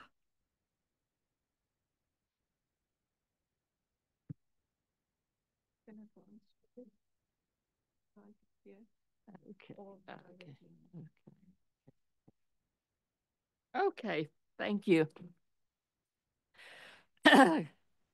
Good day, everyone. Good day or night, but good afternoon to the people here in the audience. Thank you. I'm, as she said, I'm Chief of Network Development Mark Standards Office here at the Library of Congress. And my first slide is about what I call shifting ground, which were the 1990s. Okay.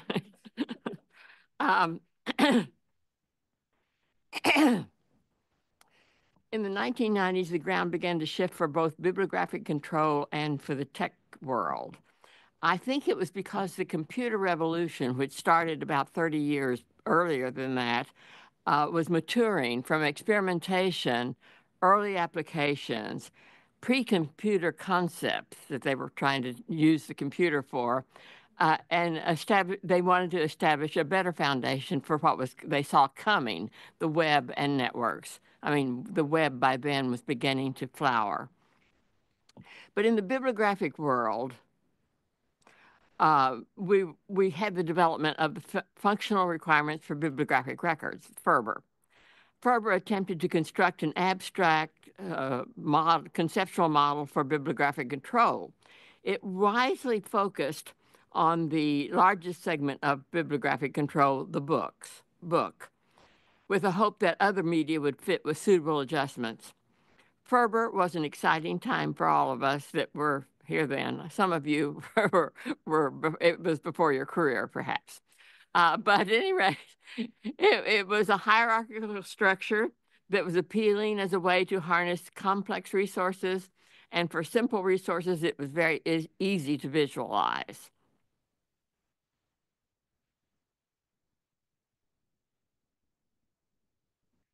I think that's right. Right, yeah. In the same decade, the computer science first tried to establish a universal language for computers with XML, the extensible markup language.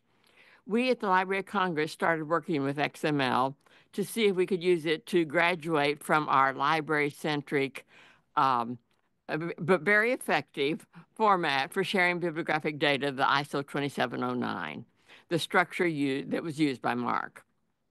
Well, we first translated a Mark with all of its detail into XML. That was too complex. It was very large and it was too complex. Then we took what we learned and established a simpler XML format for Mark data, Mark XML. That proved to be a useful tool and led us to an experiment in joining Mark XML and FRBR, which was very interesting to do, and a program to FRBRize Mark data was useful in planning the next steps in the ground shift. So the next steps in the bibliographic community were to develop new cataloging rules that worked with the FRBR conceptual model in a cataloging environment. It was a long journey, but the result, RDA, and was published in 2010. Please don't take, I'm talking, I realize, to the RDA audience, and you know your dates better than I do, and I may not have them quite right, but I think it was I think it was 2010, and it was implemented by major libraries in the U.S. beginning in 2013. Meanwhile, since library systems could not be radically changed, the MARC format, which so ably carried AACR data, was adapted to hold RDA data. However, everybody knew that while the MARC adaptation could hold the data, it could not use it very well as linked data. So it had its limitations.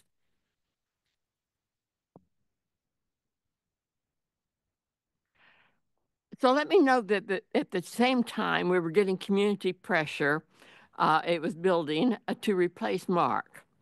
In 2007, there was a report that we published. It was a report that was done by the community. The chairs were, I'm not sure we even had a representative on the committee, but certainly it was chaired by someone in the community, in the U.S. community.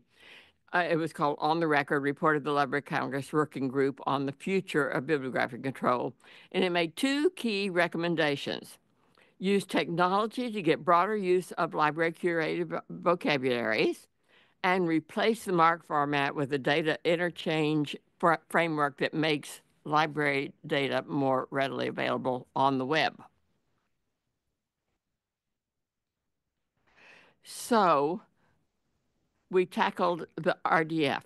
Meanwhile, the computer environment was progressing through web, networking, and developing a preferred format called RDF, Resource Description Framework. And I thought it was interesting this morning that Renate, I think it was Renate, that used the word framework when she talked about LRM and actually I guess whatever you call it, 3R or whatever, you know, the current RDA. While RDA was gestating, the Library of Congress and others began experimenting, however, with RDF. In 2009, the Library of Congress published LCSH in SCOS, and it is an RDF ontology that the W3C had developed for thesauri and similar information. The Library of Congress continued development in RDF, developing an ontology that enabled them to make available name authorities and many vocabularies used in bibliographic control. So when RDA finally emerged in 2010, the Library of Congress staff had the experience and began working on an ontology which more closely aligned with RDA. That became known as Bibframe.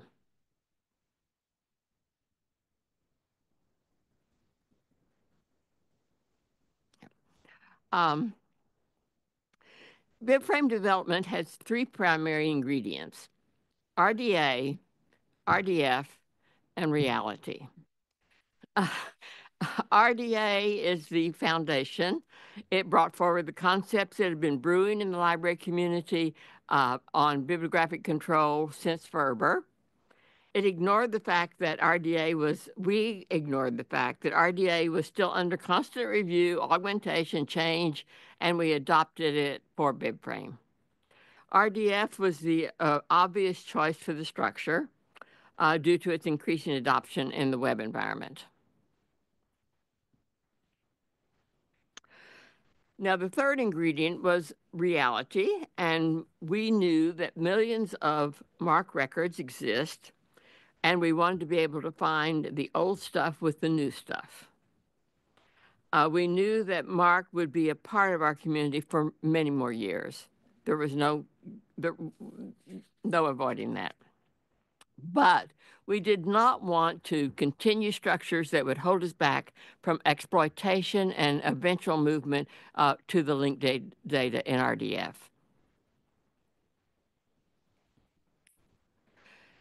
And another reality is that that Bibframe nods to MARC, especially in the vocabularies and control data, that if they changed radically, it would sever the connection between the data and the older data and the newer data. You would be able to retrieve the older data or the newer data, but you wouldn't necessarily get them both together. And our customers like to get things together. It nods to research.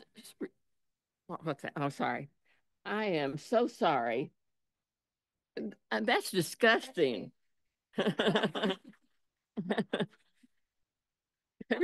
right. That's right. I'm going to turn it off.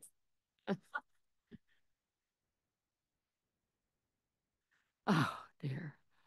Now, where was I? Oh, it also nods to resources, some of which found its way into RDA, especially the practice of transcription. And that is something that seemed to come forward, and there is a contingent of our bibliographic control community that leans very heavily on transcription.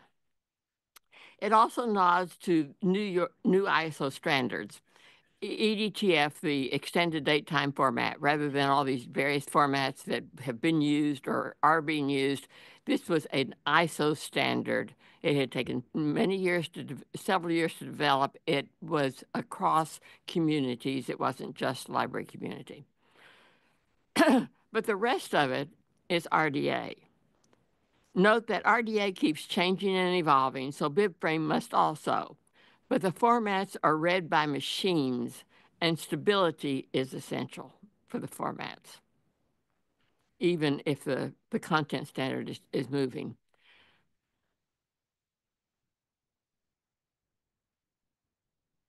An important part of reality also actually is testing. So we embarked on pilots. The first pilot of the Library of Congress, conducted with catalogers using the new RDA, at that time it was new to them, yielded numerous suggestions. Several were for closer alignment with RDA. This message was heard, changes were made, and Bibframe 2 emerged. Then we had a new pilot using Bibframe 2, eventually included over 100 catalogers, because we have around 300 catalogers, or I don't know exactly how many Beecher, but around 300 at the Library of Congress in our various offices. And it included various media, which really pushed the envelope. But these pilots were not total immersion in Bibframe, since the catalogers had to double key. First into the Bibframe system, then into the MARC system. That's what we wanted them to do. Some of them did the MARC first and then the Bibframe, but at any rate, we ignored that. But now we have embarked on production, which features clean input of Bibframe data and no double keying. We expect to continue to learn more about RDA, learn more about what works and what does not work, and increase and exploit linking. But of course, all with a dose of reality. One reality is that cataloging rules change. Another is that all media do not conform to the same model. And the third one, which we have gotten very clear, that data is going to need to round trip between MARC and Bibframe for a good period of time. Thus, we now talk about modern MARC, which briefly uses more heavily the changes made to the MARC format in the last 10 years in order to make accommodate MARC to Bibframe. And some of those changes we had not even implemented because we didn't need to, but I'm sorry, I misspoke. I said to make it accommodate more to Bibframe. It was to accommodate more to RDA. That's what those changes, the MARC changes over the last 10 years, were to accommodate the format to RDA. And I thank you. Do I have another slide? Yes, okay. And now then, Paul Frank will tell you something more about what we've learned about training. We've had very, very interesting talks this morning about training, I think, hearing other people's experience. And then Kevin Ford will talk about the technical aspects of RDF, the transformation to RDF. So thank you, Sally. Thank you a lot. And I think you can just go ahead. Yeah. So the second movement of this symphony is a scherzo. So I don't have a presentation, but I'm going to read some notes, and I'm thinking of these notes as my little black book, because there's some things in here that were really hard for me to put down, but I did it, and I'm happy to share my notes after the presentation. Sally asked me to talk about the training side of things with Bibframe, and Sally did go into the timeline a bit, but we started with a linked data editor and what I call a thin thread goal. This was back in 2014, 2015. Just to see if catalogers could use a linked data editor for bibliographic metadata descriptions. That's all we started with. We weren't talking about saving data, distributing data. It was just to see if catalogers could adapt to this new way of data input. And we were using RDA, original RDA instructions, but the linked data editor had an agnostic aspect because other people might be using it to record metadata with other standards. And so we knew that we were using RDA, but we tried to keep it a little bit light so that it could be used for other things. And in fact, we had, at the time, our sound recordings catalogers were still using AACR2. So we had profiles for them in AACR2, and in our AV cataloging, they were using AMIM. So we had AMIM profiles, and we even had some prints and photographs catalogers using DCRMG. So we had different formats or content standards that we were using in the linked data editor, but the bulk of the work was according to RDA. Now things get a little bit messy. So we provide, within our linked data editor, we had the ability to link to documentation. And so I was involved with the creation of the profiles for the original editor, so I decided I would link to RDA instructions. I was so proud of myself for doing this, but it turns out that catalogers wanted MARC. They didn't want RDA, they wanted MARC. We quickly learned that catalogers understood MARC much better than they understood RDA. And this was, I guess I suspected this, but it was, it became very obvious.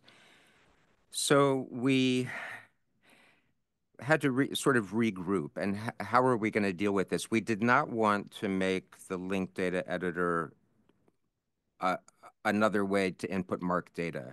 We really did not want to use the MARC tags to do a crosswalk, which would have been great because catalogers would have really picked up on that. But instead, the tact that I took was, well, if they like MARC so well, maybe they'll get to like XML. So we would go over the XML output from Bibframe, and some of them took to it really well, but there was nothing to glom onto, like the 245 field or the 264 field. You know, that MARC legacy just wouldn't go away. So I thought, well, let me try it a different way. So this time I made an analogy, and excuse me, I know this is an international audience, but for the Americans in the audience, if anyone remembers Green Acres and Lisa's hotcakes, remember the hotcakes that were like heavy as lead? Well, I said, well, think of MARC as a pancake. It's like a flat pancake. You can't do anything with it. There's a lot of data in there. It's locked in there. What you really want is a souffle. You want something that's light and airy, you know, that can really be used. And Bibframe will allow you to have the souffle, not the hot cake that just sits like a pancake. So in order to illustrate that, I took MARC records and I color-coded them. And so I said, you know, this goes to the Bibframe work. This goes to the Bibframe instance. This goes to the Bibframe RDA expression to work. You know, we had that real problem with the RDA expressions mapping to Bibframe work. But seeing the diagram or seeing a record with the coding, the color coding, really started to be a breakthrough moment for me. And finally, catalogers started understanding Ferber, you know, like, you know, they could see the work, they could see the expression, they could see the manifestation, they could see item information.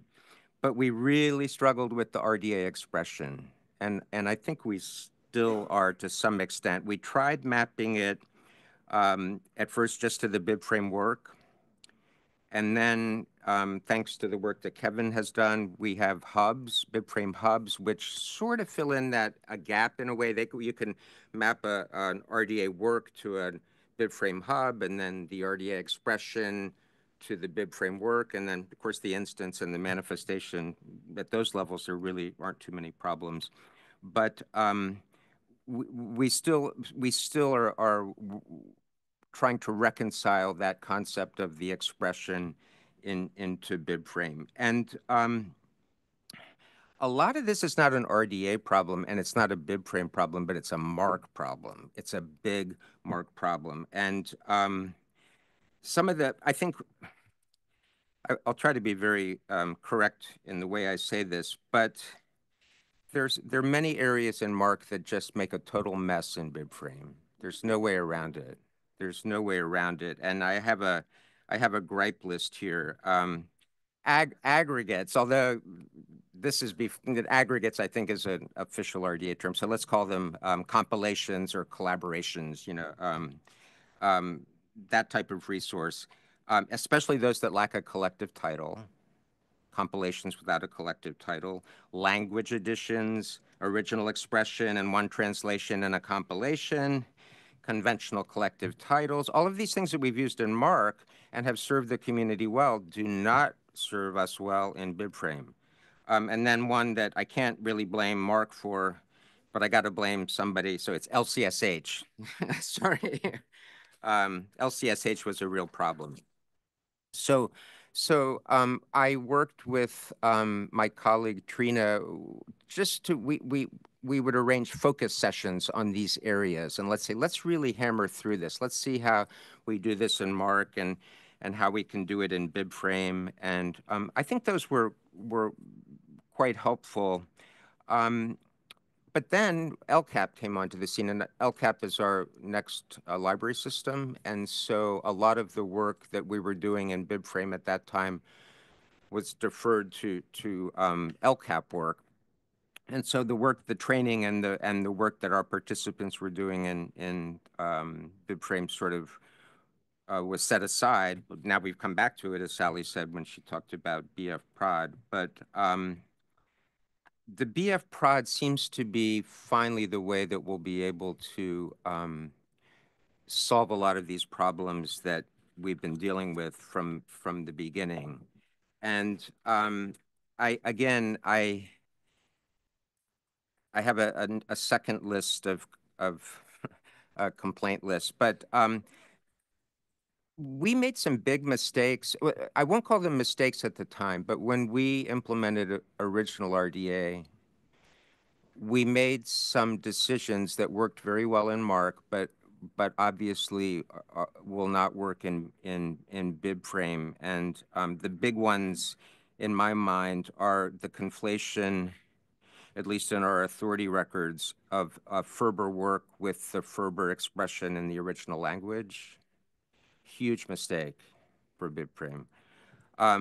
The strange use of original RDA relationship designators in bibliographic records. And I think this was a way to avoid RDA. For example, you'll see container of work as a relationship designator, and a beginning RDA cataloger asked me, well, you told me that the work is an abstract entity. How can it be contained in something if it's abstract, right? And that's legitimate. You can't have container of work. You have container of expression, but since we conflate the work authority record with the expression in the original language, technically it's container of expression, but we're giving a work access. Well, I think you all know what I'm talking about. Undifferentiated expression records, they're all over the place. Allowing the 245 subfield A to represent two things, preferred title and title proper. The inability to use a devised title for a compilation without a collective title. And a lot of this is based on the way the Mark 245 works. Once you take Mark out of the picture, then you end up with a mess in Bibframe because you don't have the semantic sense of the Mark subfield coding. And finally, Mark Model A for alternate graphic representations. I never would have thought that would be a problem in Bibframe. And it's not a problem. We've solved it, but it presented some problems that I didn't expect that it would. Okay. But there's some positives here. And actually, the catalogers have done a great job. And we have a huge number of catalogers working in BF Prod now. And we are going into production. We're in production with Bibframe. So it's all paid off. But the division that I work in that's managed by Judith Cannon is the Policy Training and Cooperative Programs Division. And so we're in charge of policy. And so what I'm hoping now is that we will stop letting Mark drive what Bibframe's doing, but actually have a Bibframe policy and a Mark policy, and they can coexist. And we'll be able to remove that legacy of Mark from infiltrating what we do in Bibframe. And I'm very excited about the possibilities of finally being able to realize Bibframe through official RDA in a way that it could never be expressed using original RDA. So I'm pinning some hopes on implementing official RDA at the time implementing Bibframe at the time we go to official RDA. So those are my personal thoughts. Thank you. I'll turn it over to Kevin. Yes, thank you, Paul. We will never can eat a pancake without thinking of it. So, Kevin, please. Stop sharing on that screen.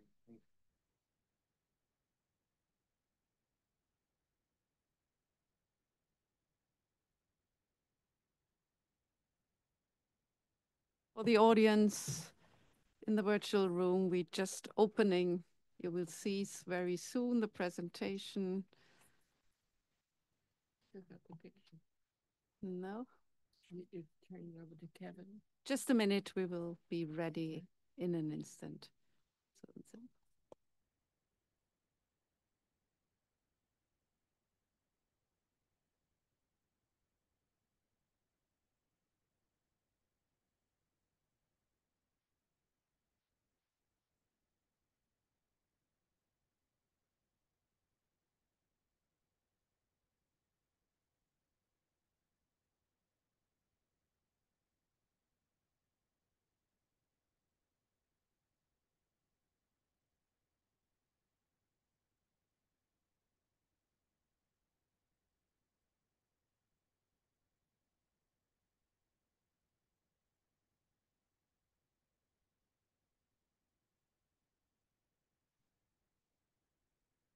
Take a cup of tea or coffee in the virtual room. We will be ready soon, just an instant.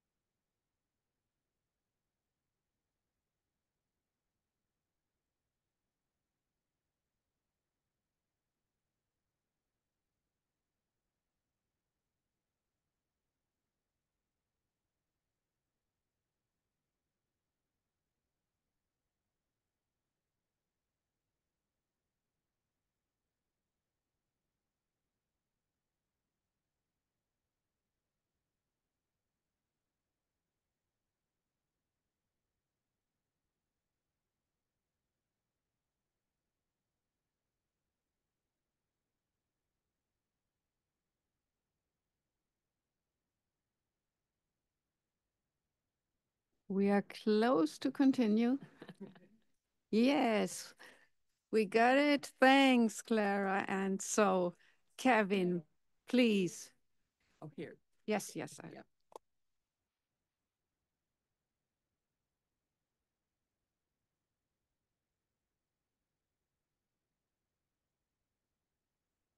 Good afternoon, everybody. My name is Kevin Ford. I work in the Network Development Mark Standards office for Sally.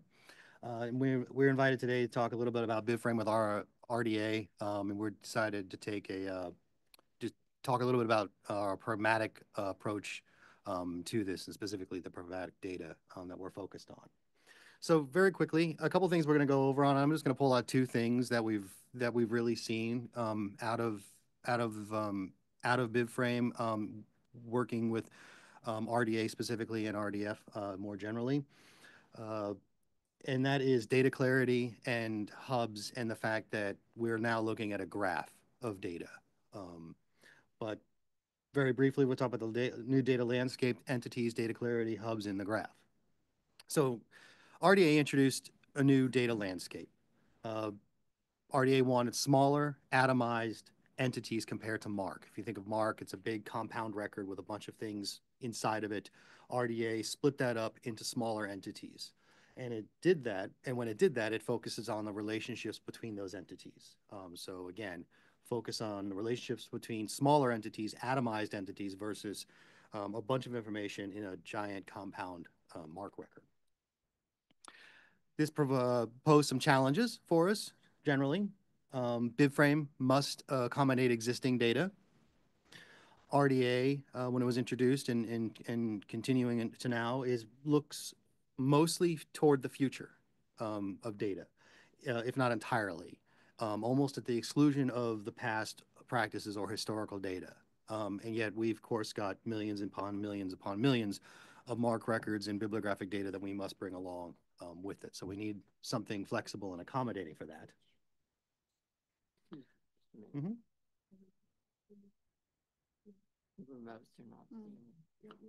Oh. Sorry, just another interruption, but we have to make some adjustments for the virtual room, and I hope it's fixed now. And thanks again, Clara, and sorry, Kevin. No problem. I'm easy. And finally, RDA does not cover all the elements of description as needed by libraries. So if you think of subjects, classification, administrative metadata. And so, of course, we have Bibframe is a little more encompassing than what strictly RDA focuses on.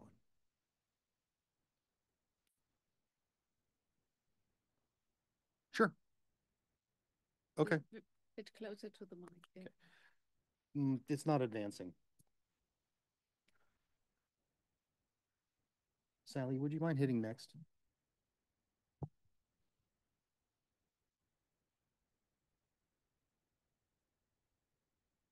Oh, there we go. That'll work. Okay. So just to describe briefly the entities that we're talking about between RDA and Bibframe. RDA entities, or LRM entities, we're very familiar with: WEMI, work, expression, manifestation, and item. And in Bibframe, for quite some time, we had work and instance. It then became work, instance, and item. And recently became hubs, work, instance, and item. Prior to 2019 or so, we did not have hubs. So if you compared the LRM model up against Bibframe, the Bibframe work kind of doubled as a work expression, and still does in many, many cases. Sally, next, please. But come 2019 or so, we introduced the hub, which was yet another smaller entity. And that's where we get the H from today.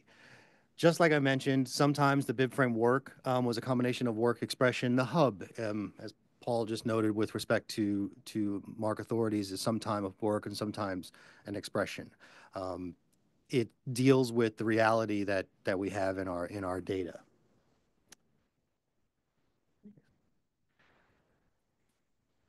So one of the things that we first started seeing almost immediately with Bibframe, when we started breaking our existing data up into smaller entities and when knitting them together with relationships was a lot more data clarity from what we had prior to this. So one of the big areas that brought this clarity was the instance. In very, very big bucket area, you have a physical instance or an electronic instance. The instance loosely relates to the LRM manifestation.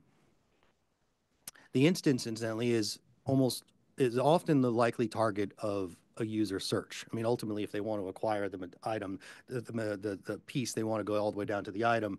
But, you know, from a user's perspective, an LRM work or an LRM expression are mostly just stops along the way to an instance or in a manifestation. Mark practice did two things with this type of manifestation information. Sometimes we would combine multiple instances or manifestations in a single mark record, or you create separate mark records for each instance or manifestation. We do both here at the Library of Congress, and we have to figure out how to tease that apart. And we did. You can go to the next slide too, Sally. This is a screenshot from id.loc.gov showing the mark record for the original film moving image that we have for The Wizard of Oz. This is one of these mark records that combines many, many things together. If you looked at this in mark, you would find out it's got 7 007s, it's got 7 300s, and so on and so forth. We are capable of taking this apart and creating one work with multiple instances, one for each film reel described in that compound record.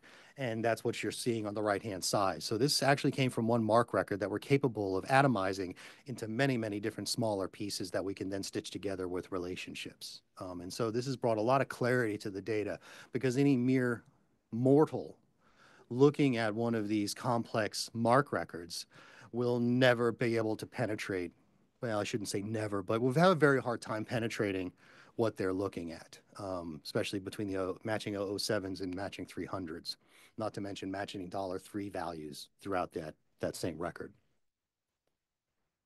Yeah, next one. The other major thing that came out of this exercise in data clarity was the hub development. Again, another small entity that we added to the model. A hub is, very simply put, an abstract bibliographic resource. In that way, it's a little bit like when they're teaching about RDA and LRM work or an LRM expression. It's an abstract bibliographic resource. Our hubs are derived from two sources: mark, title authorities, name, title, or title authorities. So you can get a sense of exactly what they are in that regard. And also, they're derived from mark bib access points.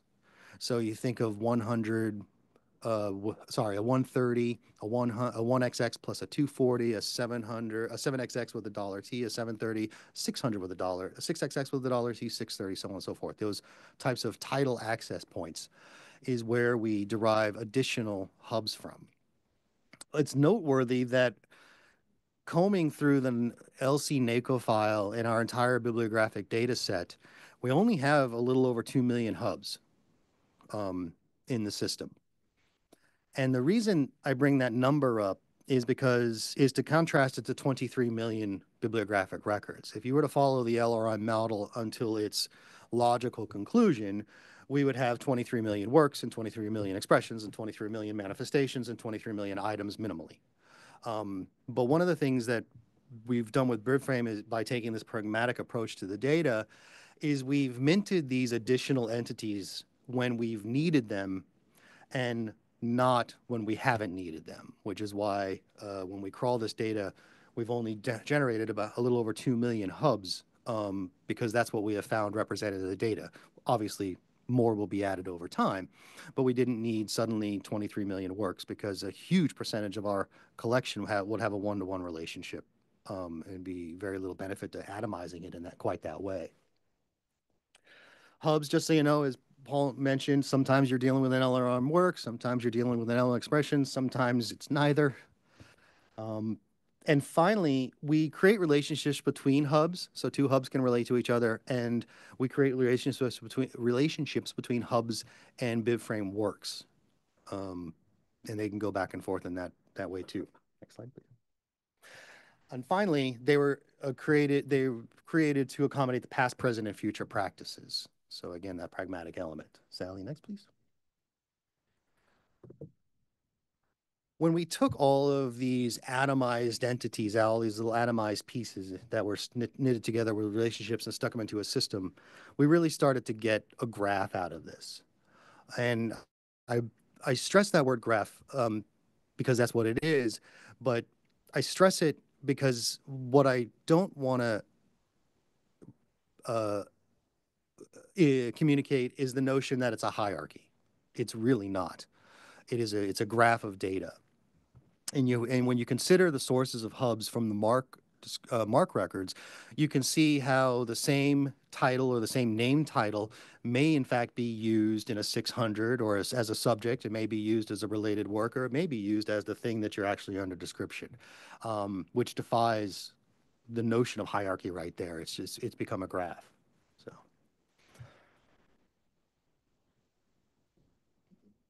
Here we go. You can just skip to the next slide while we're at this. So what yeah, next slide. Yeah. So I wanted to throw up here is this, again, it's a screenshot from id.loc.gov of a Bibframe work. And this happens to be a Bibframe work of 3 novels from the 1980s by Don DeLillo. And on the right-hand side circled there are the 5 works. I can't figure out why it's called 3 novels in 1980s with 5 works in it, but all right. We'll look past that point. You'll see that there are 5 works included in this. Each one of those works, incidentally, that's circled right there, actually does not have a name, title, authority record in the LC NACO file. All of those were, in fact, extracted from the bibliographic data set. We found them in 700s, or maybe there was a 600 with a $T for those. We extracted them. We created a resource from them. We gave them identity, and we loaded them back into the system. And the moment we did that, and with very little coding, you can see that we started to be able to link them up and create that graph that I was just talking about. Next slide, Sally. Just a simple example of one of those hubs being used as a subject. As I noted before, they may just be related works. They might sometimes be a subject. So this is obviously a book about the approaches to teaching DeLillo's White Noise, about which the original is the subject. Next.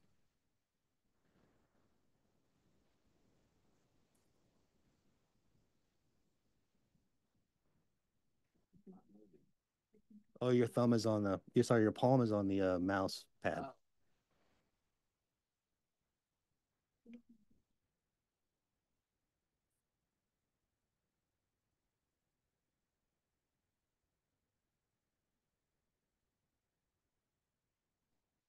And you can just go one more. You can just go one more while you're at it. Oh, I'm sorry. Go look back. I'm sorry. There wasn't a circle on that one. Oh, and this is actually a page from id.loc.gov representing a hub. You'll see that they're very, very small. There's not a whole lot of data to them. You see that there's a title, there's a type, there's a contributor, there's a note about where we derived it from. There's a little bit of administrative metadata. And on the right-hand side of that screen, you can see the relationships. It relates to has expression relationship to 6 things in the collection. We need to do a little bit better about demonstrating the distinction between each one of those 6 things. They are all different. 2 of them, I think, are audiobooks, for example.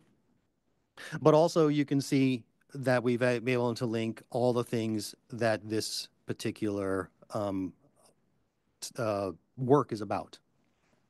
And finally, the next one. Which brings me pretty much to the end. Like I said, it's very much a graph of data. And this is one of the big things that with this move toward RDA and the implementation of Bibframe, with the atomization of the bibliographic record into smaller parts that are knitted together by relationships has really been beneficial for us. And I believe that brings us to the end. In summation.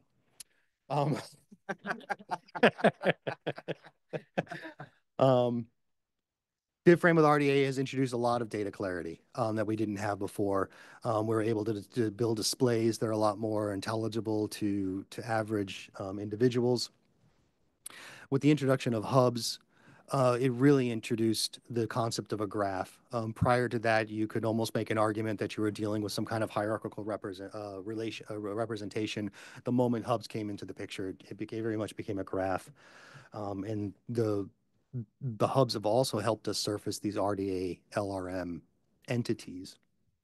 They're intentionally abstract, and for whatever it's worth, they're very thin, but they're also very flexible, and we've seen a lot of flexibility with them, and they can be further described. I mean, it'd be relatively trivial to add additional descriptors to them that indicates that, oh, this is more in line with an LRM work, and this one's more in line with an LRM expression. So there's room for further development and growth there. And I think that brings us actually to the end. And thank you.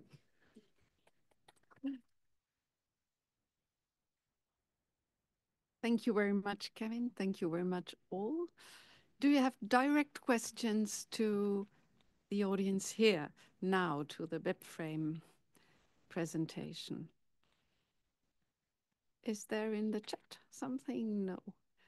So I propose that here in the room, we will have a short break, a tea and coffee break. Perhaps you at home or in your office, you can have a break as well. And then we will come back, let's say, for a discussion round with all the contributors today. What do we mean? 25? 3:25. Please be back. Thank you.